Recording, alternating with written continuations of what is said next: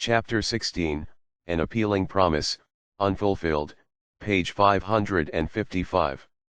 As when a hungry man dreams that he is eating, but he awakens and his hunger remains, as when a thirsty man dreams that he is drinking, but he awakens faint, with his thirst unquenched.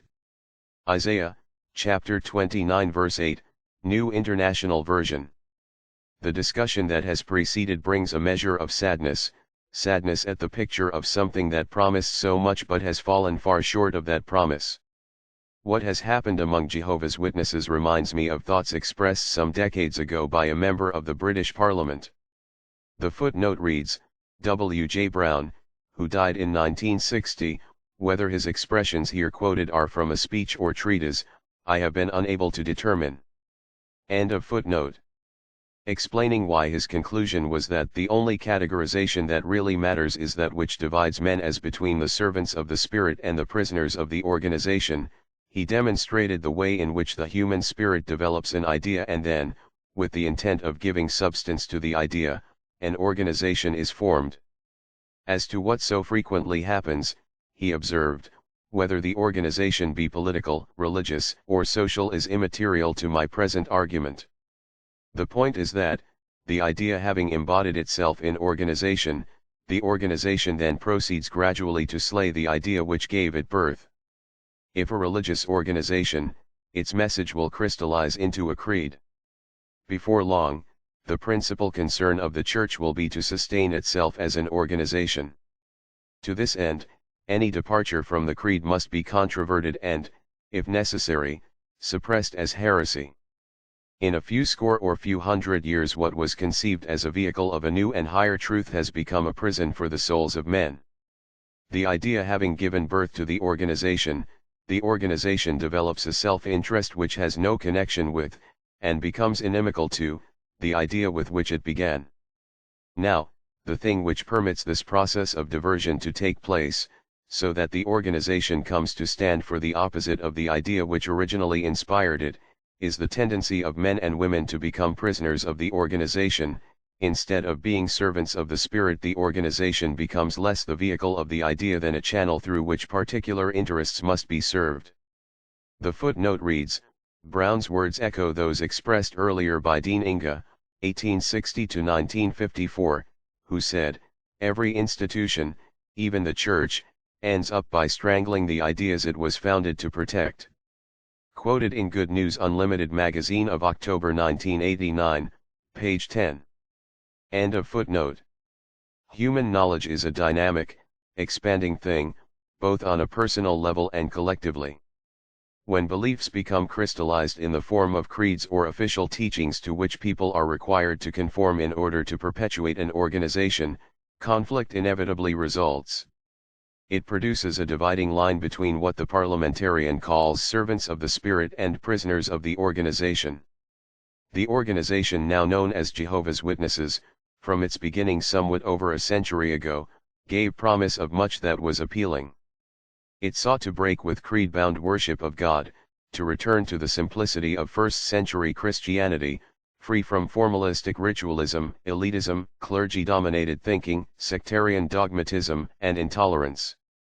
Emphasis instead was to be placed on a simple brotherhood, an unbiased attitude toward all sincere persons whatever their existing denominational affiliation, open discussion, and a determination to let the message of God in the Scriptures be the final arbiter in all conclusions and decisions. In course of time it declared its goal to provide the means for people in all lands to receive education in those Scriptures and to benefit from the foundation of a faith based solely on the biblical message, not on the traditions of men. It pointed people to a way of life that would be always God-directed and God-blessed, due to putting His Son's kingdom in the first place in their lives lived in integrity, neighbor love, unstinting devotion to healthful spiritual values. Those were the ideals. The reality is not the same. And, as Jesus admonished, we should not judge by the appearance of things but by the reality. The footnote reads, John, chapter 7 verse 24, Phillips Modern English. End of footnote. It is not that the goals were all discarded outright, or that no progress was made toward any of them.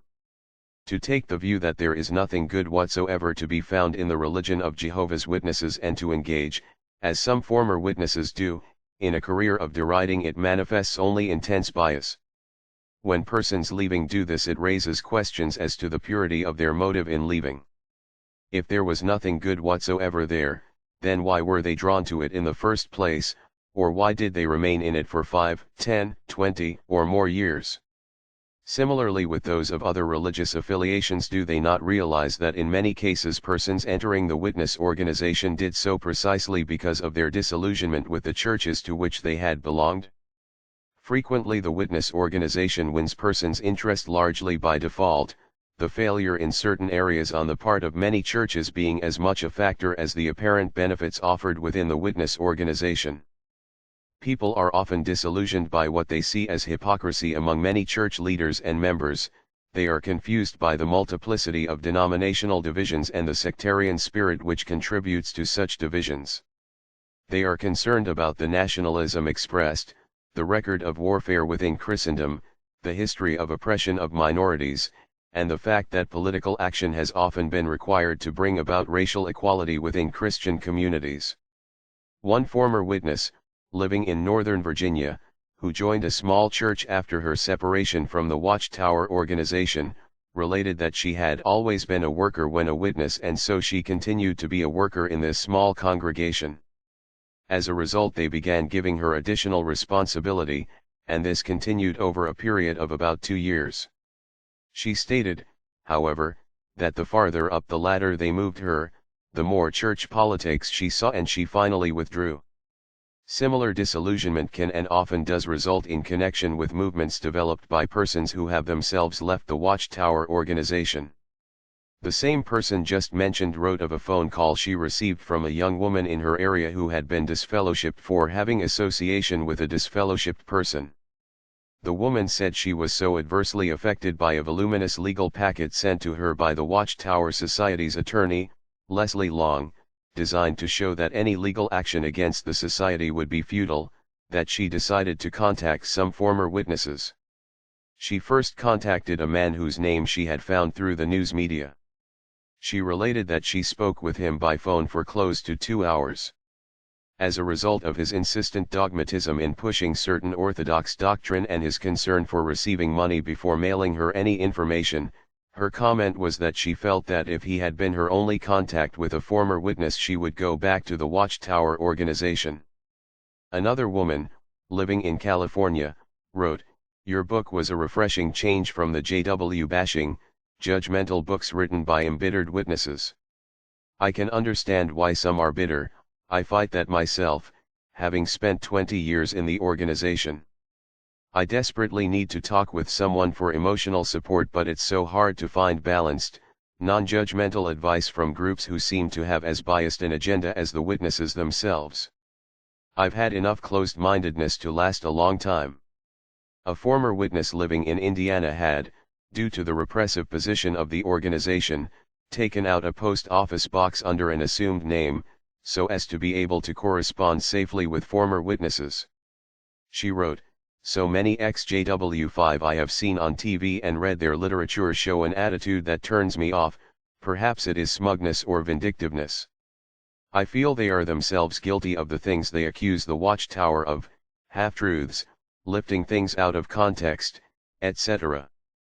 I am sincerely grateful that, as has been true of many, she wrote this letter to me largely because of feeling that crisis of conscience expressed a different spirit.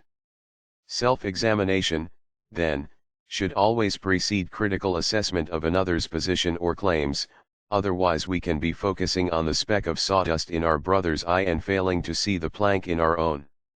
The footnote reads, Matthew, chapter 7 verse 1-5. End of footnote. Some indeed focus on and magnify faults or errors found within the witness organization which are essentially superficial. They see surface problems but fail to see the more consequential underlying problems. They condemn only in those areas where they feel that their own, generally opposite, position and claims will come off looking superior, to the advantage of the particular religious systems they advocate. They fail to see where the crucial principles involved may call for adjustments in their own attitudes, positions, and claims. This resembles Pharisaism more than Christianity. The footnote reads, Matthew, chapter 23 verse 25 to 28. End of footnote. In similar fashion, witnesses when defending their organization often place great emphasis on what amounts to appearance more than substance, on claim as opposed to reality, perhaps on intent as compared to actual result. There is, unquestionably, an enormous potential for good in an association with millions of members living in some 200 lands. And that is what I find particularly tragic, the way in which the effort of sincere persons toward attaining noble goals, an effort marked not only in hours and days and years, but often in entire lives, is so measurably diverted into a channel that causes it to come pitifully short of those goals. The very instrument that is supposed to aid them in furthering those goals proves to be a most serious hindrance to their attainment. It has diverted servants of the Spirit into being prisoners of the organization. The organization has become less the vehicle of the idea than a channel through which particular interests must be served. The spiritual paradise. I say to everyone among you, do not be conceited or think too highly of yourself, but think your way to a sober estimate based on the measure of faith God has dealt to each of you. Romans, chapter 12 verse 3, New English Bible. At an International Assembly of Jehovah's Witnesses in New York, held in 1958, the audience was told, it is the flourishing of the spiritual paradise that explains the overflowing happiness of Jehovah's Witnesses. This spiritual paradise reflects the glory of God and testifies to the establishment of His kingdom. The footnote reads, quoted in Awake. May 22, 1987, page 15. End of footnote. From that time forward, witnesses have been repeatedly assured that they form such a spiritual paradise and are the happiest, most united, and the cleanest living people on the face of earth. Prophecies from the Hebrew Scriptures about the desert blossoming as the rose and the land becoming like Eden, are said to have had a modern-day spiritual fulfillment in the witness organization. The footnote reads, The Watchtower, October 1, 1983, page 5. End of footnote. In glowing word pictures describing the splendor of conditions in this spiritual paradise, the organization is portrayed as one of near-perfect harmony, where former wolf-like persons dwell peacefully with lamb-like persons, humans discarding aggressive traits and putting on personalities marked by peacefulness and love, with no competitions, rivalries, ambitious self-exalting over others. No venomous backbiting or spitefulness, where all feed at a continual banquet of rich spiritual food in a spiritually healthful place, in which the fruits of God's Holy Spirit are produced in abundance. The footnote reads, See Mankind's Salvation Out of World Distress at Hand. 1975, pages 188, 203, 204, The Watchtower, March 15, 1986, page 20, October 1, 1983, pages 4 to 7. End of footnote. Many of them believe this, particularly those who, as was true in my own case, have known nothing other than membership in the New World Society. They come to view everything outside that society, including all other religious denominations, as largely devoid of genuine moral principle and of genuine love, or at least markedly inferior to the standards and levels their own organization claims to exemplify. Just how far they go can be seen in this statement in the March 15, 1986, Watchtower, page 20, Only in the spiritual paradise, among Jehovah's Witnesses, can we find the self-sacrificing love Jesus said would identify His true disciples. John, chapter 13 verse 34, 35, By their bad fruits, false prophets are exposed for what they really are. But Jesus indicated that the good trees would be identified by their fine fruits.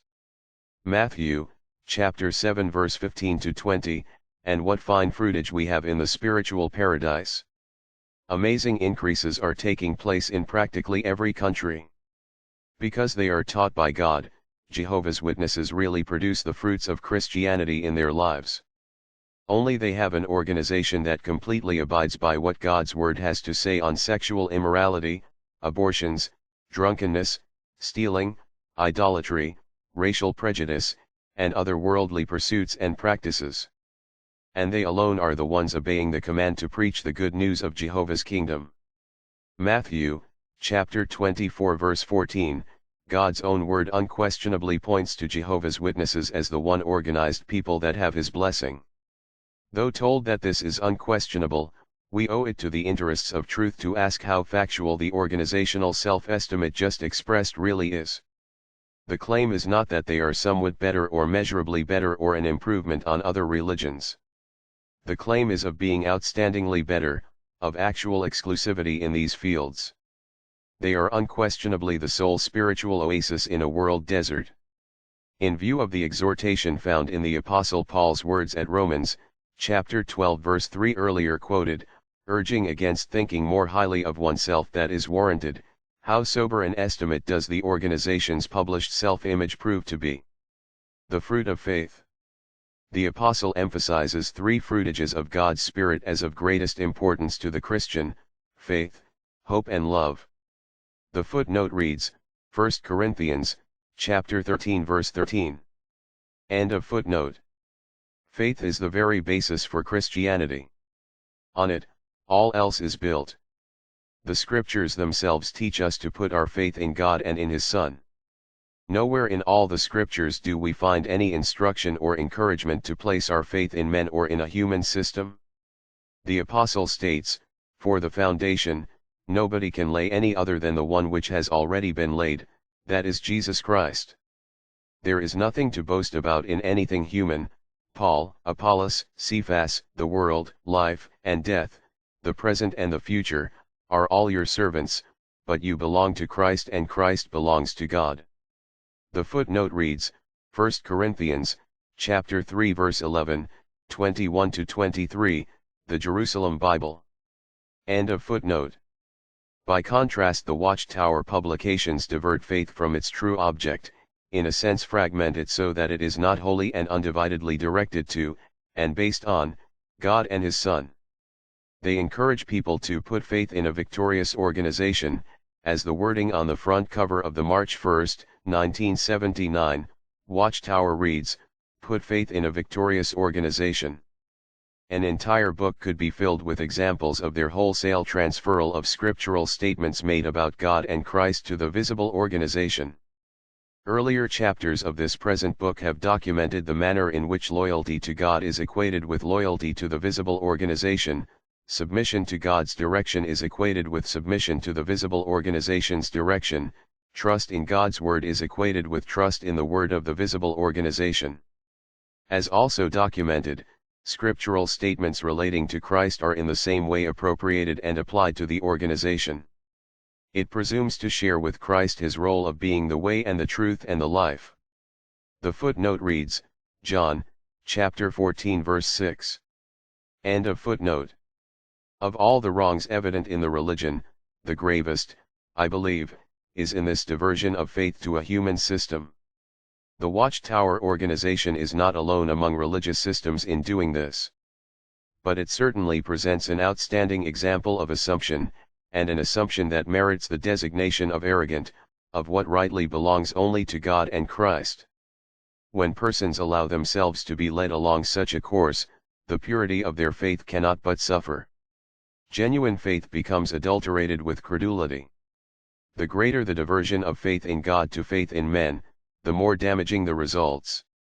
The trust placed in a human system and its apparent strength can eventually reach the point described at Jeremiah, chapter 17 verse 5-8, where Jehovah says, cursed is the man who trusts in human beings, who seeks his strength in flesh, whose heart turns away from Jehovah. He is like a barren bush in the desert that enjoys no change of season, but stands in a lava waste, a salt and empty earth. Blessed is the man who trusts in Jehovah, whose hope is in Jehovah. He is like a tree planted beside the waters that stretches out its roots to the stream. It fears not the heat when it comes, its leaves stay green, in the year of drought it shows no distress, but still bears fruit. The footnote reads, New American Bible Rendering. End of footnote. The more one's faith is centered on a human system, whatever that system may be, the less spiritual that one becomes. There are men who are very religious and yet are essentially unspiritual. They are organization men, not men of faith. Their lives may be filled with activity that brings them organizational approval, backing, and the power that such backing affords. If the organizational backing is removed, their apparent strength disappears with it. The footnote reads, compare Revelation, chapter 3 verse 1, 2, 17, 18. End of footnote. Despite their zeal for a religious organization and its growth and prosperity, their lives may nonetheless be effectively barren of those things which bring God's approval and His strength, barren as to the fruitage of His Spirit in spontaneous, inwardly motivated, faith-impelled acts of love, joy, peace, patience, kindness, goodness, trustfulness, gentleness, and self-control. The footnote reads, Galatians, chapter 5 verse 22, 23, the Jerusalem Bible. End of footnote. The same year that I left the Dominican Republic to become part of the international headquarters staff, President Noor assigned me as one of 4 instructors to conduct special classes of a Kingdom Ministry course which the traveling overseers, circuit and district, of the U.S. would attend. The footnote reads, the other instructors assigned were Edward Dunlap, Ulysses Glass, and Fred Rusk. End of footnote. The classes were 2 weeks in length and the men came in successive groups of 100 per group. I was surprised how well one could get to know 100 men in 2 weeks of class discussion. And I was equally disturbed to realize that out of any group I never found more than 2 or 3 men who gave evidence of any real depth of understanding, of insight, or, more seriously, of spirituality. The other 97 or 98 were essentially company men, whose service talks manifested some oratorical ability but in content had incredibly little of spiritual nourishment, often being scarcely more than pep talks, men who were generally effective at placing literature at the doors, and who in knowledge were above average only in their being very up-to-date on society policy and regulations. At the time I was myself still a firm believer, convinced that I was part of God's one approved people on earth. Yet I remember saying to myself, is this really the best that we can give our brothers to help them? The Spirit radiated, in speech, attitude and action, by those who put faith in a human system is not the heavenly Spirit from God, it reflects a different, earthly source. The footnote reads, James, chapter 3 verse 17, 18. End of footnote. They may be quick to punish any deviation from organizational norms and dogma. But if they see serious wrongs committed by their religious organization itself, or recognize crucial fallacies in its teachings, they find neither the inner strength nor the courage to speak out and defend what is right, to stand up for truth or against injustice. Instead of producing persons of integrity, their implicit trust and near total subservience to an organizational system, and a fear of losing its approval, converts them into emasculated men. Had all of Jehovah's people of pre-Christian times been like this, there would have been no prophets from whose lives and words we might draw strength and assurance when facing tests of our faith in God rather than in human sources. The footnote reads, compare Isaiah, chapter 58 verse 1, Hebrews, chapter 11 verse 36 to 38, 12 verse 1 to 3. End of footnote. Nor would there have been Christian apostles who, accused of disrupting the peace of the religious community and undermining the authority of its leadership, would stand before the religious governing body of their people and say, we cannot stop speaking about the things we have seen and heard, we must obey God rather than men. The footnote reads, Acts, chapter 4 verse 5, 12, 18 to 20, 5 verse 27 to 29. End of footnote. In later times, there would have been no historical accounts of men like Wycliffe, Tyndale, Servetus, Huss, Waldo, and others, who placed conscience above conformity to a religious authority and who paved the way, in greater or smaller measure, to certain freedoms we today enjoy. None of this is said in a spirit of either judgmentalism or scorn. Personal experience brought home to me the crippling effect that faith in a human organization produces, the weakening effect subservience to human authority has, the ease with which concern to not get out of favor with that authority can subtly infiltrate one's thinking. To free myself from those effects did not come easily. I am satisfied that natural courage does not provide the strength one needs. Persons have faced great peril at the hands of outside opposers in order to be loyal to their religious organization, have even risked their lives in enemy surroundings on behalf of other fellow members of the religion. The footnote reads, compare 1 Corinthians, chapter 13 verse 3. End of footnote. But that courage of itself gives no guaranteed protection against moral cowardice within that religious organization. Ultimately, how much meaning or merit is there to it if a man takes an uncompromising stand on a certain issue, perhaps spends time in a concentration camp for doing so, and then when faced with a parallel issue within his religion now compromises? What genuine significance is there in a person's refusing to engage in conduct that he views as a virtual idolizing of a political state, placing faith in it and giving it near blind allegiance, refusing to make statements that he considers as implying that one's salvation is inextricably connected with that political state, if he then engages in conduct that reflects the virtual idolizing of a religious system, placing faith in it, and giving it near blind allegiance as believing that his salvation is unquestionably tied in with it? Not all witnesses reach that point. But an incredibly large number do, and the message they receive persistently, and insistently, leads them in that direction. None of us has cause to boast in his own strength or in the strength of a human system. The footnote reads, 1 Corinthians, chapter 1 verse 26, 27, 29. End of footnote. Faith in God, not faith in the national organization of Israel or in any human leadership, is what distinguished exemplary men of biblical times, whose weakness was turned to strength. The footnote reads, Hebrews, chapter 11 verse 32 to 34, the New English Bible. End of footnote. I think it is safe to say that the great majority of Watchtower affiliates know how to flow along with the crowd, but would find it difficult to function spiritually apart from a human system. Apart from it they would feel adrift, disoriented, with no real goal in life or the strength to strive for it. If their faith were unadulterated, centered wholly in God rather than largely in men, that would not be the case. The fruitage of hope. The Christian hope undergoes similar adulteration and substitution. Focus is in an opposite direction to that stated by the Apostle, who wrote, "So if you have been raised with Christ, seek the things that are above, where Christ is, seated at the right hand of God.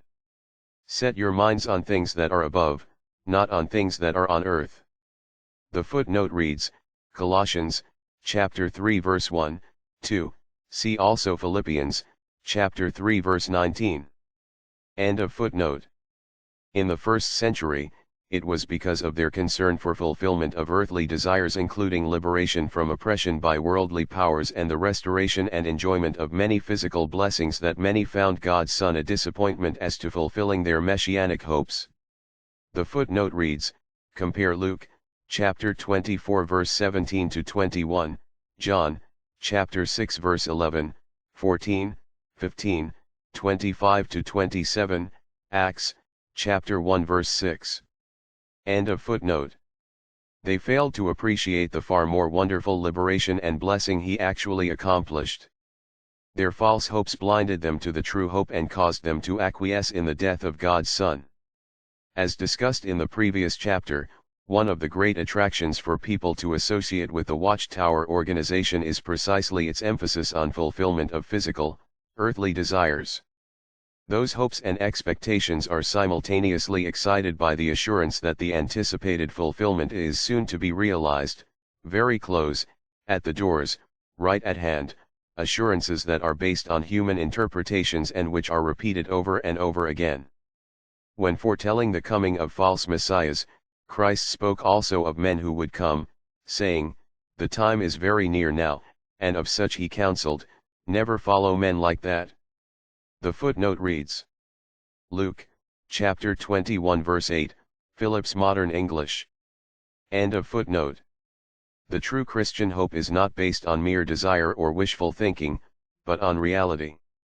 That genuine hope is faith-strengthening, contributes to endurance, for it is solidly based and unwavering, an anchor to the soul. The footnote reads, 1 Thessalonians, chapter 1 verse 3, Hebrews, chapter 6 verse 18 to 20, 11 verse 1, 2. End of footnote.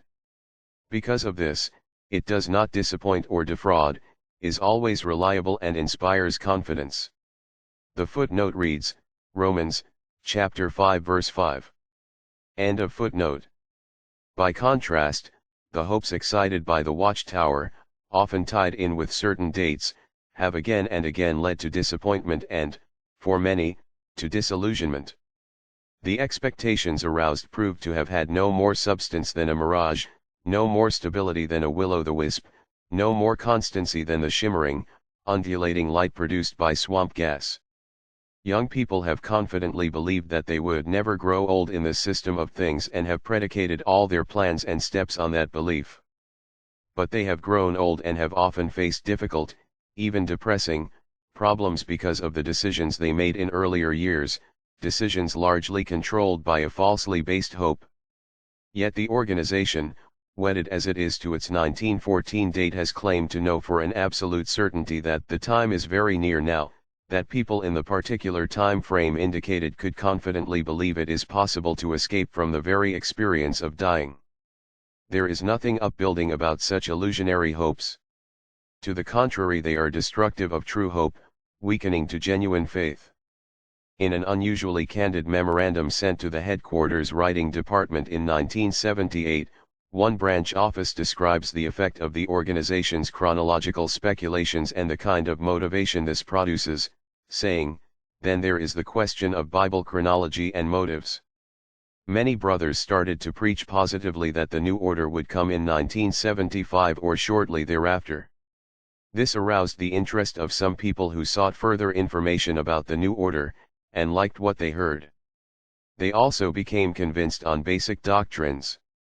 So they got baptized and shared in worship with the congregation. Many were evidently motivated by their vision of the new order and the nearness of it. It was largely a materialistic motivation.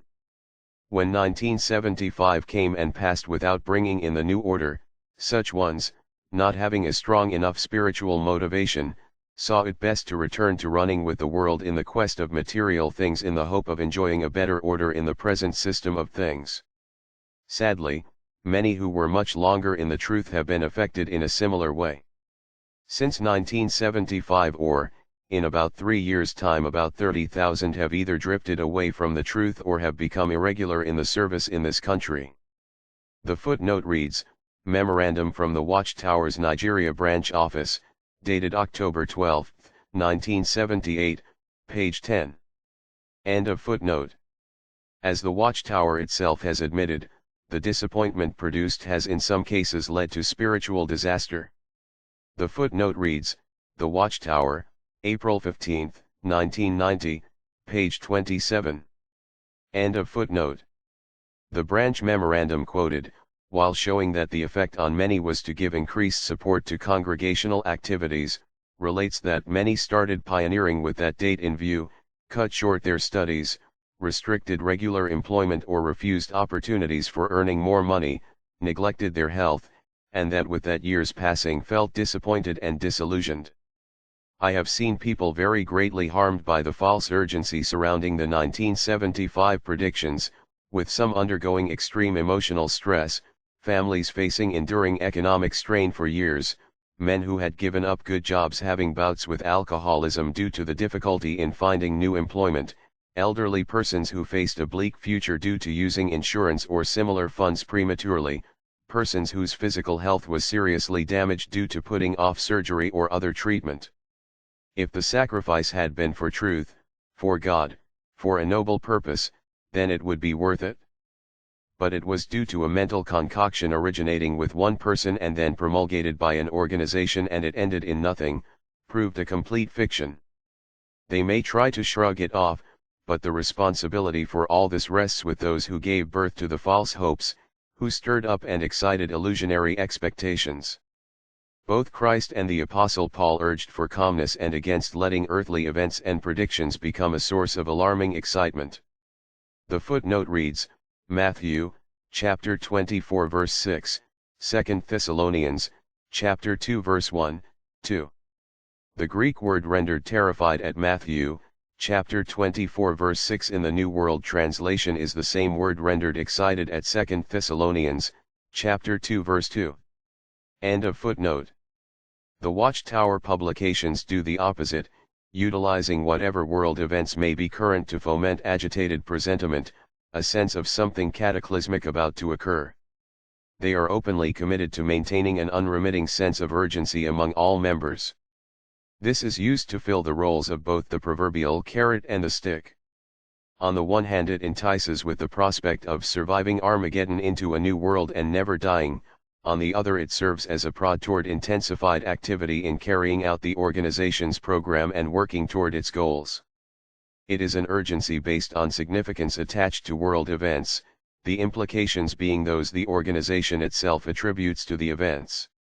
Within this century, as in all previous centuries, we have seen numerous alternating periods of notable violence and of relative peace. The Watchtower organization has found the formula to use either circumstance in creating a sense of imminent disaster. Whenever a period of increased violence and unrest appears, this is pointed to as proof that the predictions made are right and that the time is very near. When those conditions subside and later quite opposite conditions favorable for greater peace develop, this is nonetheless utilized as evidence that sudden destruction is near, based on Paul's word about men saying peace and safety at 1 Thessalonians, chapter 5 verse 3. The Watchtower publications have made statements like these. This prophecy makes it clear that, just prior to the end of the system of things, peace and security will be declared in some exceptional way, whether by the United Nations or independently by political and religious leaders. The footnote reads, The Watchtower, May 15, 1984, page 6. End of footnote. Now, in the waning months of President Reagan's term and in the thawing atmosphere of Secretary Gorbachev's glasnost, openness, policy, there appears to be serious talk about defusing the nuclear arms situation. Whether this is a prelude to bring about a supposed peace and security for the world in general, we cannot foresee. But in accordance with Bible prophecy, that is what Christians are looking for.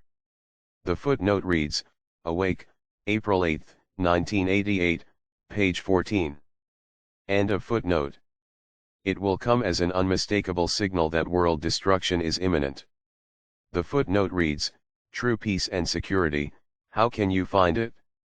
1986, page 85. End of footnote.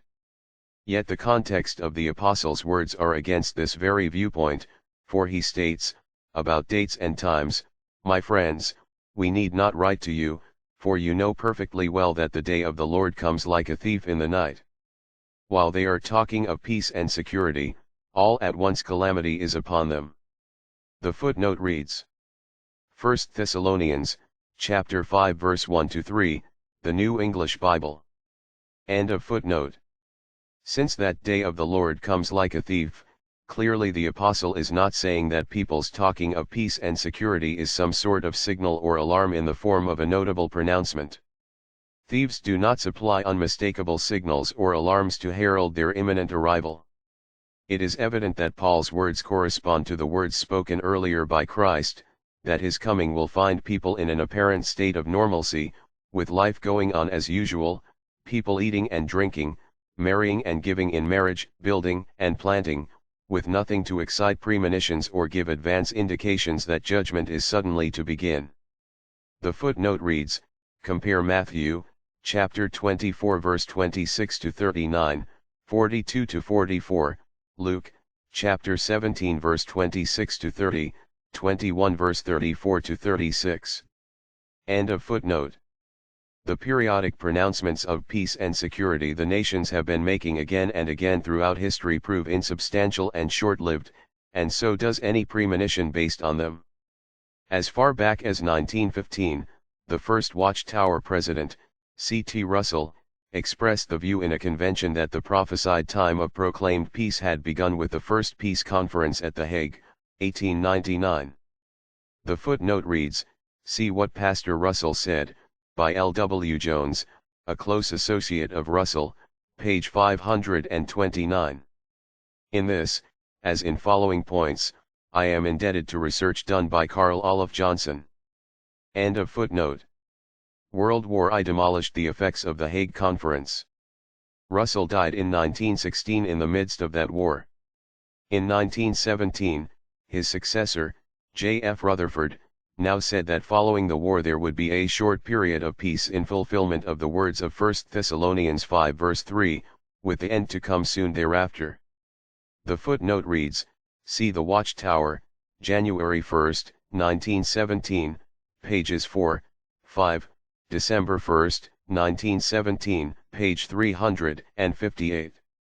End of footnote.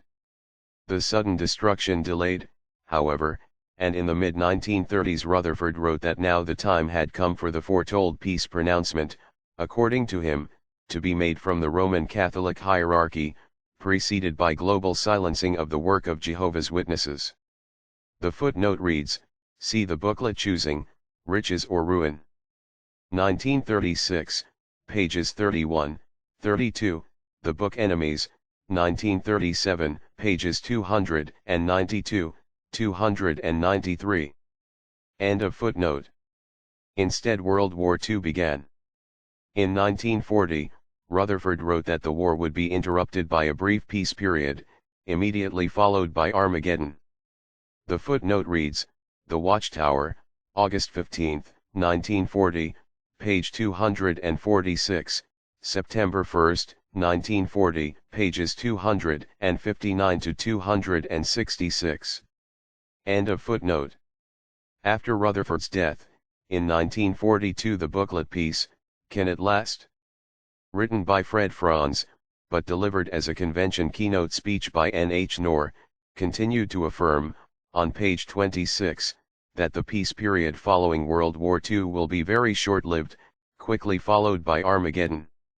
60 years later, we were still living in that peace period, one that was longer than any previous period of peace between the major powers in history.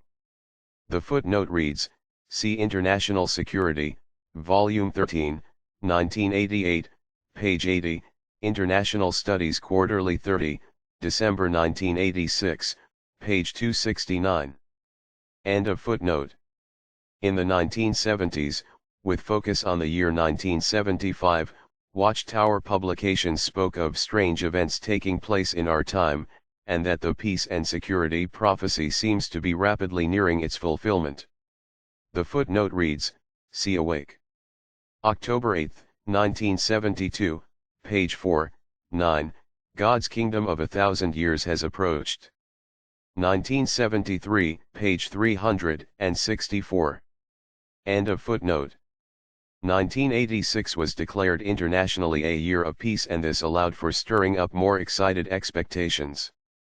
The Watchtower brought out its book True Peace and Security, How Can You Find It? With its description, already quoted, of a coming peace and security proclamation as an unmistakable signal that world destruction is imminent.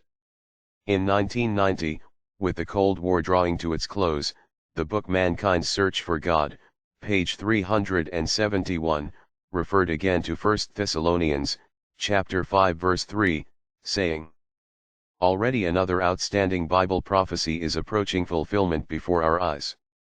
It would appear that the nations that were formerly belligerent and suspicious of one another are now moving cautiously toward a situation in which they will be able to declare world peace and security.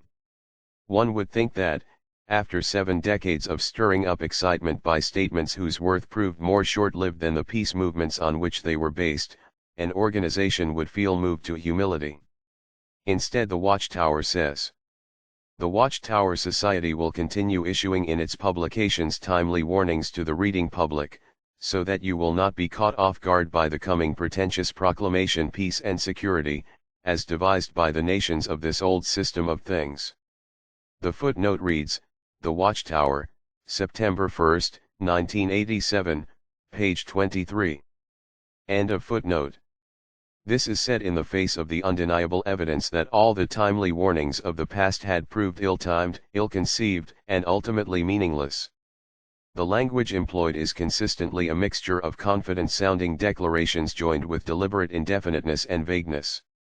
The September 8, 1991 Awake, for example, contains this paragraph: Jehovah's Witnesses firmly believe that the United Nations is going to play a major role in world events in the very near future. No doubt these developments will be very exciting. And the results will have a far-reaching impact on your life. The Bible clearly paints a picture showing that the United Nations will shortly be given power and authority. The UN will then do some very astonishing things that may well amaze you. And you will be thrilled to team that there is a better way near at hand that will surely bring eternal peace and security. The powerful rhetoric, the very near future, very exciting, astonishing things, may well amaze you, serve only to dazzle the reader and hinder him from realizing that nothing solid has really been said. If he turns to the scripture texts on which these claims are supposedly based, Revelation, chapter 17 verse 7 to 14, he will find only a description of a symbolic wild beast with 7 heads, stated as representing 7 kings, and 10 horns, representing 10 other kings, and of an 8th king belonging to the 7. The picture which he is told the Bible clearly paints turns out to depend entirely on the watchtower's particular interpretation of these symbols. Compare the kind of language used in that 1991 magazine with the following. We can expect the immediate future to be filled with thrilling events for those who rest their faith in God and His promises. It means that within relatively few years we will witness the fulfillment of the remaining prophecies that have to do with the time of the end. The immediate future is certain to be filled with climactic events, for this old system is nearing its complete end. Within a few years at most, the final parts of Bible prophecy relative to these last days will undergo fulfillment, resulting in the liberation of surviving mankind into Christ's glorious 1,000-year reign. What difficult days, but, at the same time, what grand days are just ahead. The same exciting language about the immediate future appears as in the 1991 publication previously quoted. But these last 2 quotations and their predictions were based entirely on now discarded claims relative to the year 1975, and they appeared in the October 8, 1966 Awake, and the May 1, 1968 Watchtower. The few years at most, which were to see fulfilled the final parts of Bible prophecy relative to these last days, have already extended to more than a quarter of a century. All the excited sense of urgency these speculative tactics produce differs greatly from an urgency based on the undeniable uncertainty of life itself and our being, due to the comparative brevity of our lives, like a mist that appears for a little time and then vanishes. The footnote reads, JAM, chapter 4 verse 13 to 15. End of footnote. A sober realization of these facts can give us a proper, healthful sense of urgency, one founded on reality. In the same way, the very unpredictableness of the coming of God's day of judgment can impel us to be always awake and sober, so that, whenever that day breaks, it will find us ready. The footnote reads, Matthew, chapter 24 verse 42-44, Luke, chapter 21 verse 34, 36, 1 Thessalonians, chapter 5 verse 6-8. End of footnote. Whether we personally live to see that occur or die beforehand, our hope will be unaffected, its realization assured. It would be wrong to think that Jehovah's Witnesses are not taught to hope in the power of the resurrection from death through Christ. They are, and they do. But, for the vast majority, those not of the anointed class, that hope is overlaid with the hope that as witnesses they may not need to experience that scripturally taught hope, that they may escape the need to benefit from it. This is an effort to shut out reality from one's mind, for it can be said that death is a fact of life. The scriptures deal with that hard fact, they do not entice us with some other more palatable alternative. Those of the non-anointed class are told that if they manage to live until, and through, the Great Tribulation their marriages will continue in effect. If they die faithful before the Great Tribulation, they will be resurrected to life on earth, but then must live forever in a celibate state. The extremes to which these man-created hopes can affect thinking are remarkable. A friend in the writing staff at the international headquarters attended the same congregational book study that Maxwell Friend attended. Maxwell was one of the senior members at the headquarters, had served for many years as an instructor for Gilead School. The footnote reads, he had been a Shakespearean actor in his pre-witness days in his native Switzerland, and his voice was used in many of the Watchtower Convention drama tapes. End of footnote. In the 1970s, after one book study night, my friend related to me that Maxwell had told the study group, "Well, my prayers have been answered." When asked what he meant, he replied that he had been praying that all his non-witness relatives would die before the Great Tribulation began. In that way they would qualify for a resurrection, whereas if they were alive when the Great Tribulation hit, they would be destroyed eternally with no hope of a resurrection. He informed the group that he had just learned that his last living non-witness relative had died, thus his prayers were answered. It seems incredible that anyone could believe that the extension or withdrawal of divine mercy, with all the serious consequences implied therefrom, could be governed thus by a timetable, believing that a person's dying one day, or even 1 hour, before the Great Tribulation's beginning would give hope of his being resurrected, but his dying 1 day or 1 hour after would not. Surely the individual would be essentially the same person at either time. This, and all the other preoccupations with time and time periods and signs and signals, does nothing to stir healthful appreciation of the biblical hope. Concern for truth. By all means use your judgment, and hold on to whatever is good. 1 Thessalonians, chapter 5 verse 21, Phillips Modern English. Faith and hope are inseparably linked to truth. Without it they become mere credulity and illusion. The adulterating of the faith and hope taught in Scripture results in a consequent weakening of appreciation for the importance of truth within the spiritual paradise.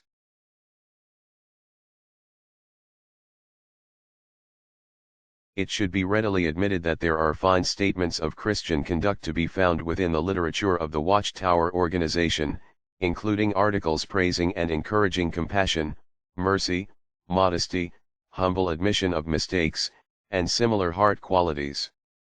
It is simply that what is said so frequently is not what is done.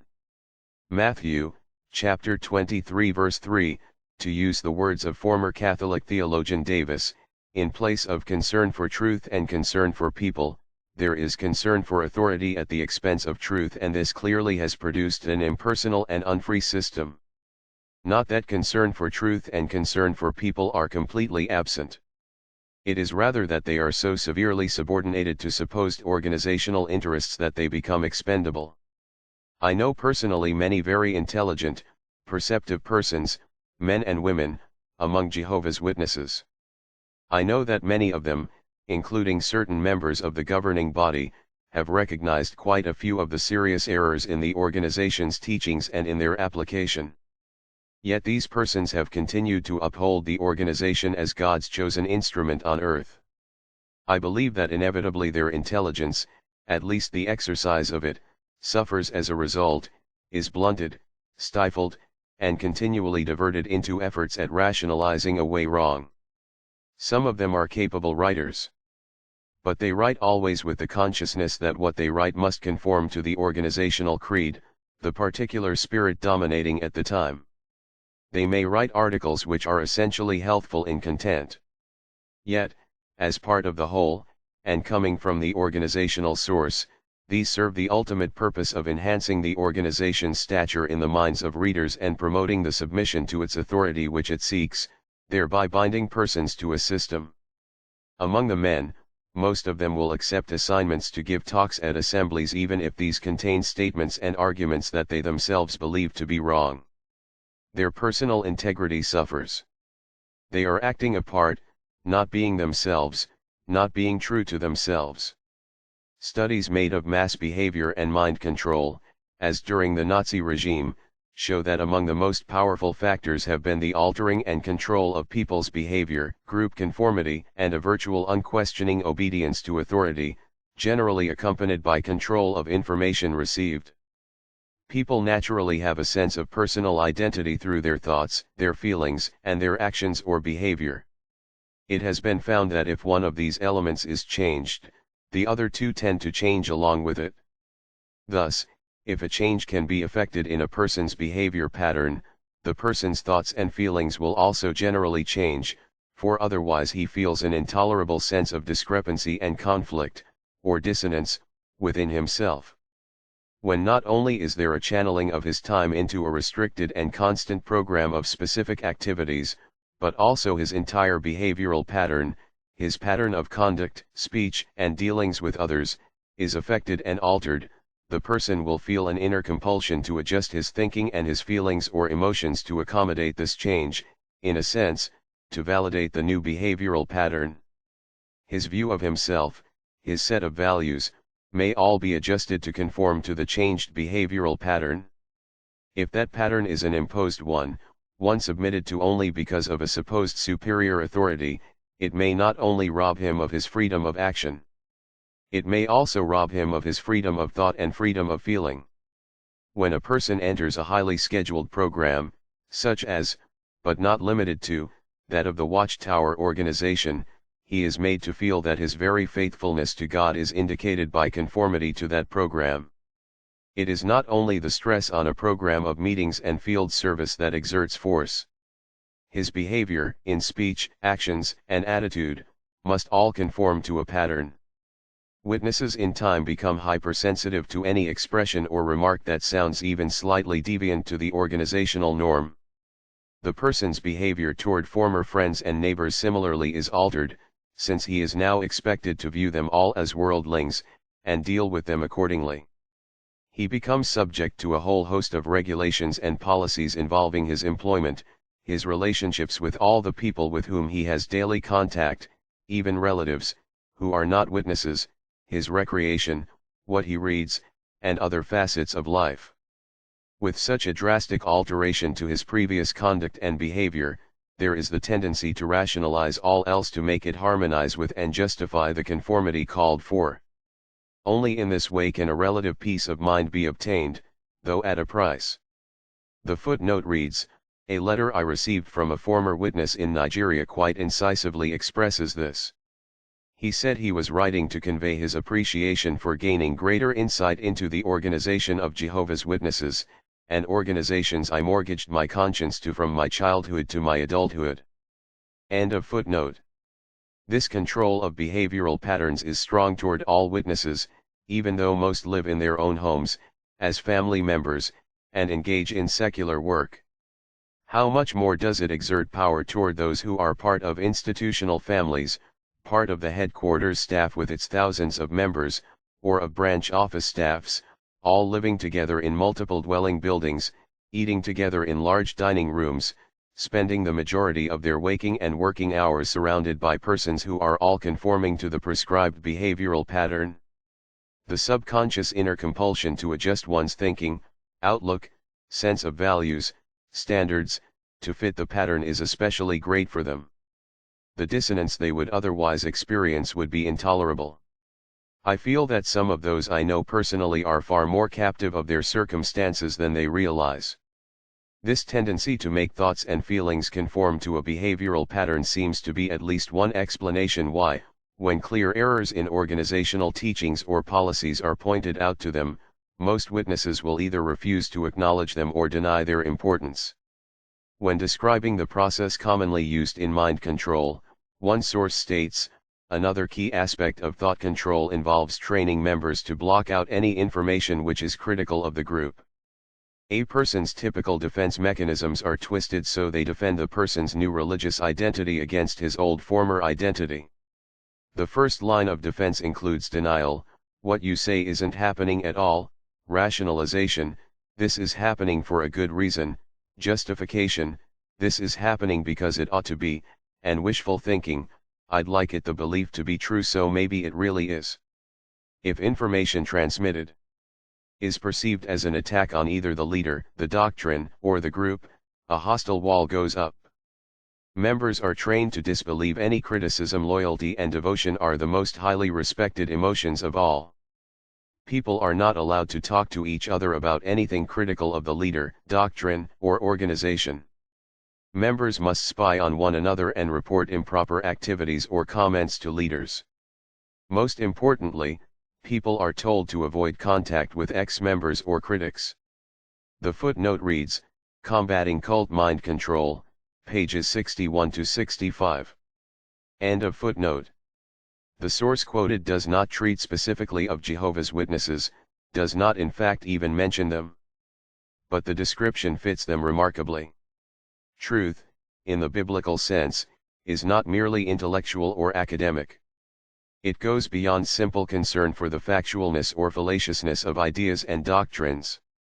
It embraces not merely one's thinking, but one's actions, one's dealings with others, the influence one exercises on others. Concern for truth involves honesty in all these aspects. If we are dishonest with ourselves, refusing to face the hard facts of reality, we can hardly avoid becoming dishonest with others. I believe that is why those doing writing for the organization can allow themselves to present information that is not only not factual, but which, in many cases, is in a sense dishonest. It is no real proof of love of truth, then, simply to use it as an instrument to expose the fallacies in the belief systems of others.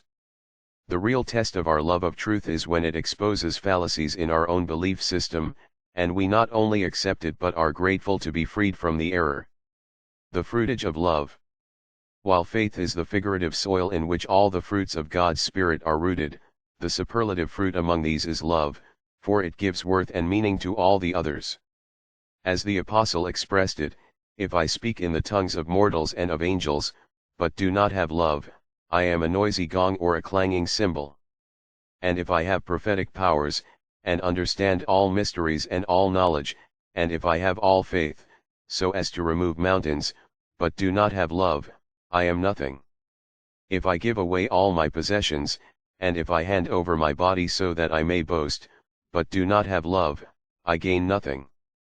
The footnote reads, 1 Corinthians, chapter 13 verse 1-3, the New Revised Standard Version. End of footnote. Obviously, love of God comes first, with love of neighbor next. And yet, as the Apostle John makes clear, we cannot have one without the other. The absence of one is the denial of the other. The footnote reads, 1 John, chapter 2 verse 9-11, 3 verse 11-24, 4 verse 7-12, 16-21. End of footnote. I believe that, even as with faith and hope, for Jehovah's Witnesses the meaning of love for God has been blurred, distorted. We can never lose from sight that, in our service to God, what we do is never as important as why we do it, the motivation with which we do it, the spirit in which we do it. These are the factors that give meaning to our works and invest them with the ability to show that we have, not a dead faith, but a living faith. The footnote reads, James, chapter 2 verse 12, 24-26. Rahab's course, cited by James, clearly illustrates a completely spontaneous action, not some prescribed act done on order from an earthly authority. End of footnote.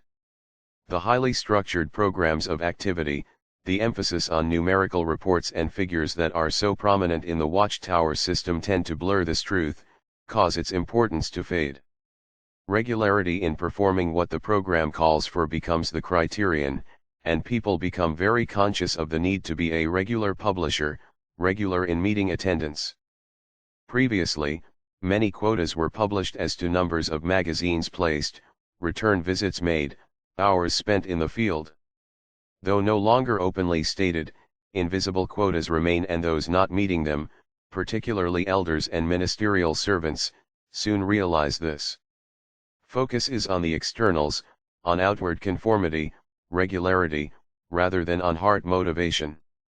The mere doing of the prescribed programs produces a sense of having performed faithful service to God, and usually assures organizational approval. Thus the branch memorandum earlier mentioned makes this observation: sadly, many have lost their spiritual appetite. Perhaps quite a number of the new ones never did develop a real appetite for the food necessary for our spiritual existence. This observation applies as much to the elders as to the brothers in general. One cannot help wondering whether a considerable fraction of the whole association of our brothers have come to regard our religion as just a matter of routine, just going through the motions. Isaiah, chapter 29 verse 13, the footnote reads, Memorandum from the Nigerian Branch Office, page 8. End of footnote. Rather than just a considerable fraction, the evidence is that this routine service attitude is true of the larger number of witnesses. That same outlook was evident among many in Israel. Their regular presentation of multitudes of sacrifices, offerings, incense, prayers, their regular fastings, celebration of Sabbaths and festal seasons, all done in conformity to the law code, presumably should have assured Jehovah's blessing. Of them Jehovah said, They ask counsel of me day by day and say they delight in knowing my ways. They ask me for righteous laws and say they delight in approaching God. Yet, despite all that they were doing, Jehovah said he found no delight in their offerings and service, declared them valueless, even detestable. Why? Because, while zealous in prescribed works, they were showing insensitivity to the needs of others. Of their fasting and self-mortification, he goes on to say, You serve your own interest only on your fast day and make all your men work the harder, since your fasting leads only to wrangling and strife and dealing vicious blows with the fist. On such a day you are keeping no fast that will carry your cry to heaven. Is not this what I require of you as a fast, to loose the fetters of injustice, to untie the knots of the yoke, to snap every yoke and set free those who have been crushed? Is it not sharing your food with the hungry, taking the homeless poor into your house, clothing the naked when you meet them and never evading a duty to your kinsfolk? Then shall your light break forth like the dawn and soon you will grow healthy like a wound newly healed. Then, if you call, the Lord Jehovah, or Yahweh, will answer. If you cry to him, he will say, Here I am. If you cease to pervert justice, to point the accusing finger and lay false charges, if you feed the hungry from your own plenty and satisfy the needs of the wretched, then your light will rise like dawn out of darkness and your dusk will be like noonday. The Lord Jehovah/Yahweh will be your guide continually and will satisfy your needs in the shimmering heat. He will give you strength of limb, you will be like a well-watered garden, like a spring whose waters never fail. The footnote reads, Isaiah, chapter 58 verse 2-11, the New English Bible, compare Isaiah, chapter 1 verse 11-17. End of footnote. The writers of the Christian scriptures show that God has not changed in his outlook. His Son gave a similar message in his day, and his disciples did likewise. The footnote reads, Matthew, chapter 6 verse 1, 16, 15 verse 8, 9, 23 verse 23, James, chapter 1 verse 26, 27, 2 verse 14-16, 1 John, chapter 3 verse 17, 18. End of footnote. Physical bondage is largely a thing of the past. But spiritual, mental, and emotional bondage remain, and religious organizations are often the cause. Through his prophet, Jehovah condemned the dealing of vicious blows. The Apostle Paul spoke of those in his day who, professing to be zealous disciples, even apostles, were exalting themselves, enslaving, ordering about and, literally or figuratively, physically or verbally, slapping fellow believers. The footnote reads, 2 Corinthians, chapter 11 verse 5, 9, 12-14, 20. End of footnote. We have seen how religious authority expresses the same spirit today. Through Isaiah, Jehovah spoke of the need to untie and snap every yoke, setting free those burdened and weighed down. Christ described regulations and prohibitions arbitrarily imposed by religious authorities as heavy burdens, and his disciples recognized that even the law had been a yoke difficult to bear. The footnote reads, Matthew, chapter 23 verse 1-3, Acts, chapter 15 verse 10, 11, Galatians, chapter 5 verse 1. End of footnote. Legalism and insistent pressures to perform specified activities and to observe imposed prohibitions, with failure to conform creating the heaviness of guilt, continue to this day. Concern for authority similarly leads to organizational perversions of justice, pointing the accusing finger, and laying of false charges that differ only in form to those spoken of by the prophet. Love of neighbor. The substituting of organizational loyalty in place of concern for truth inevitably produces a degree of insensitivity to people and their needs. There are as many normally loving persons among Jehovah's Witnesses as among any other religion. It is not that they now cease to be loving persons. Rather, it is that their expression of that love is markedly restricted, reduced in occasion, degree, and scope. They do not feel free, sometimes not even impelled, to express that love as they otherwise might. When Jesus gave the parable illustrating genuine love of neighbor, he chose, not the figure of a fellow Israelite or Judean, but that of a Samaritan, a man of another nation, whose religion differed from that of the Jews in general, whose religion many of them despised, a man toward whom they felt superior in their righteousness. The footnote reads, Luke, chapter 10 verse 29 to 37, 17 verse 15 to 18, John, chapter 4 verse 9, 8 verse 48. End of footnote. He said that sonship with God, who makes his sun rise on wicked people and good and makes it rain upon righteous people and unrighteous, is not demonstrated simply by love and warmth toward one's brothers while being cool and distant in one's dealings with all others. It called for love toward those whom it is most difficult to love, even those who appear as enemies, and for the expression of a friendly attitude toward not just one's brothers but those not one's brothers, toward outsiders. The footnote reads, Matthew, chapter 5 verse 43 to 48. The word rendered greet may carry the thought of to net in a friendly manner.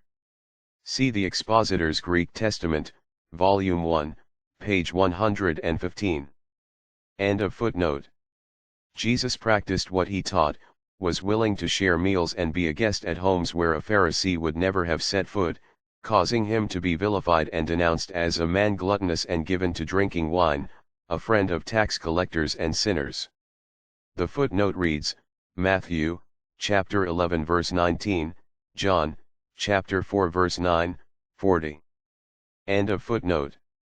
By contrast, the Watchtower organization fosters the spirit of a closed society, whose only interest toward persons in the community outside is to seek to convert them to membership in that society.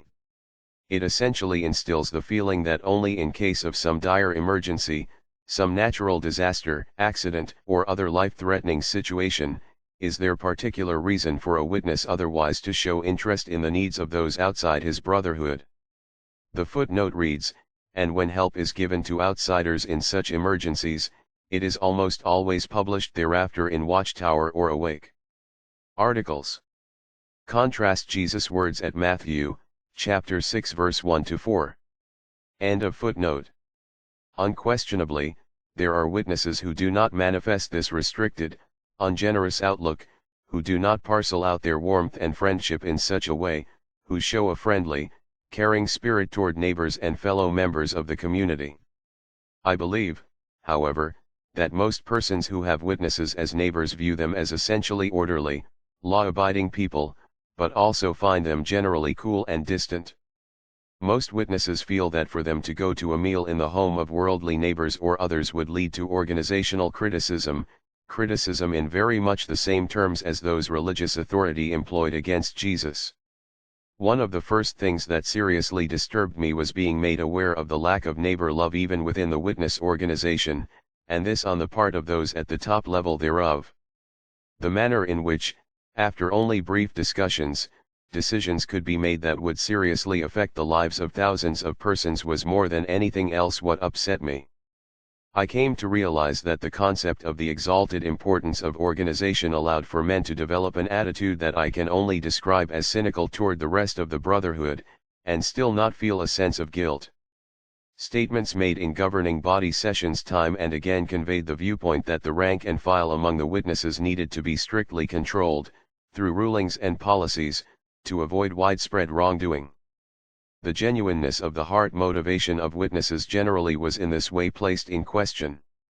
The spirit among many governing body members seemed to be one of trust only ourselves, not the rest of the claimed brotherhood. The footnote reads, see also Crisis of Conscience, pages 46 to 56, 111 to 171. End of footnote. The sense of responsibility toward others is seriously diminished. There is no sense of guilt in presenting a slanted picture of the organization's past history, by the method of withholding facts that are unfavorable and which facts are not generally accessible to the majority of witnesses.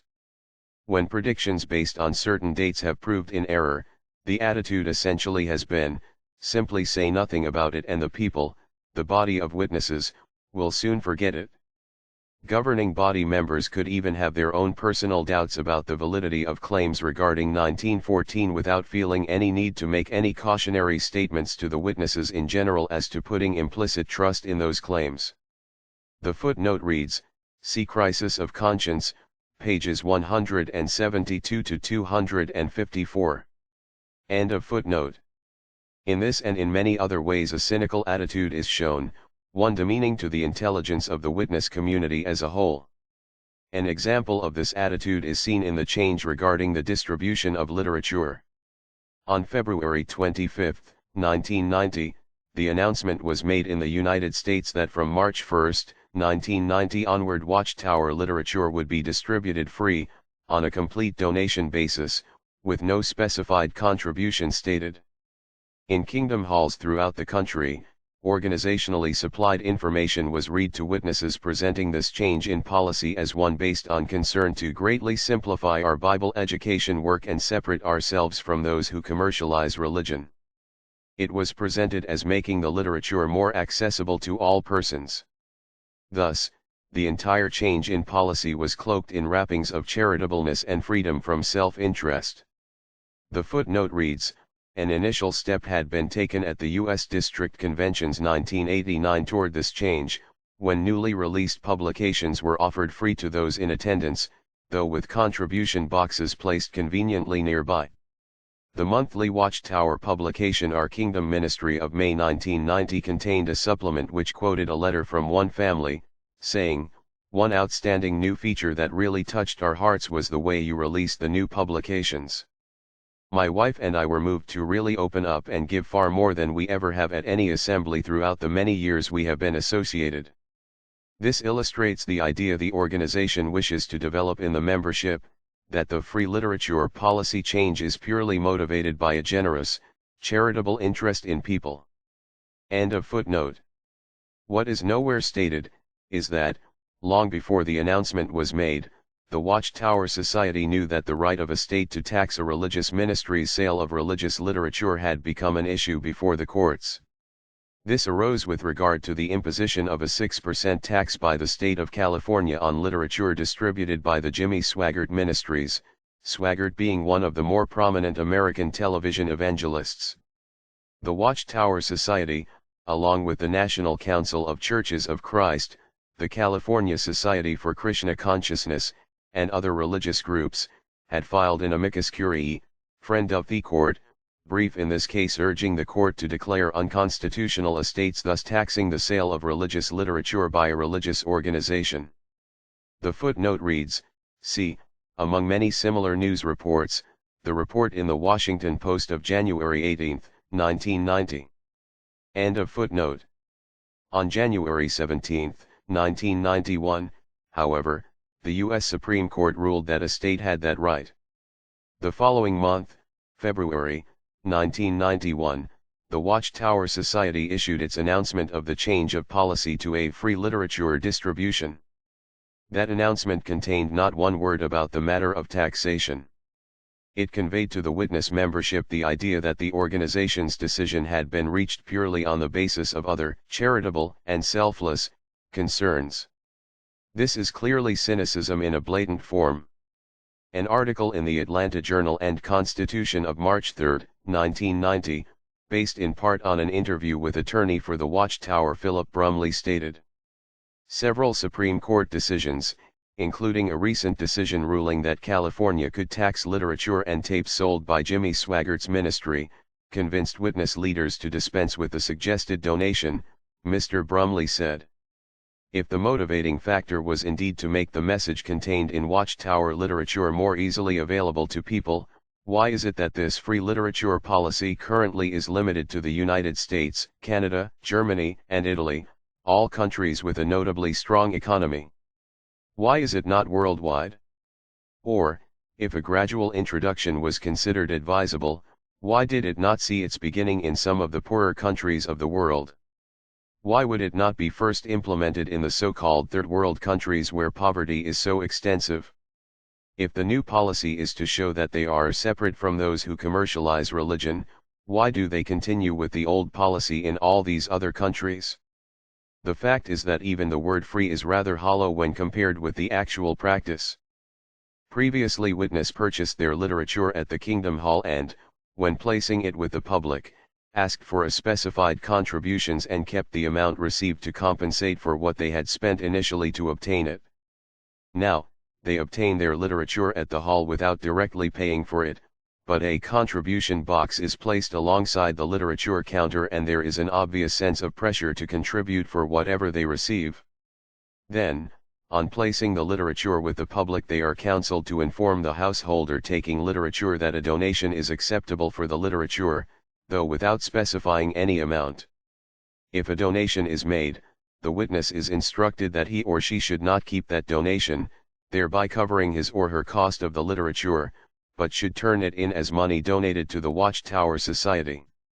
Thus, in many, possibly most cases, the organization is not only receiving what it received before but actually double what it received before.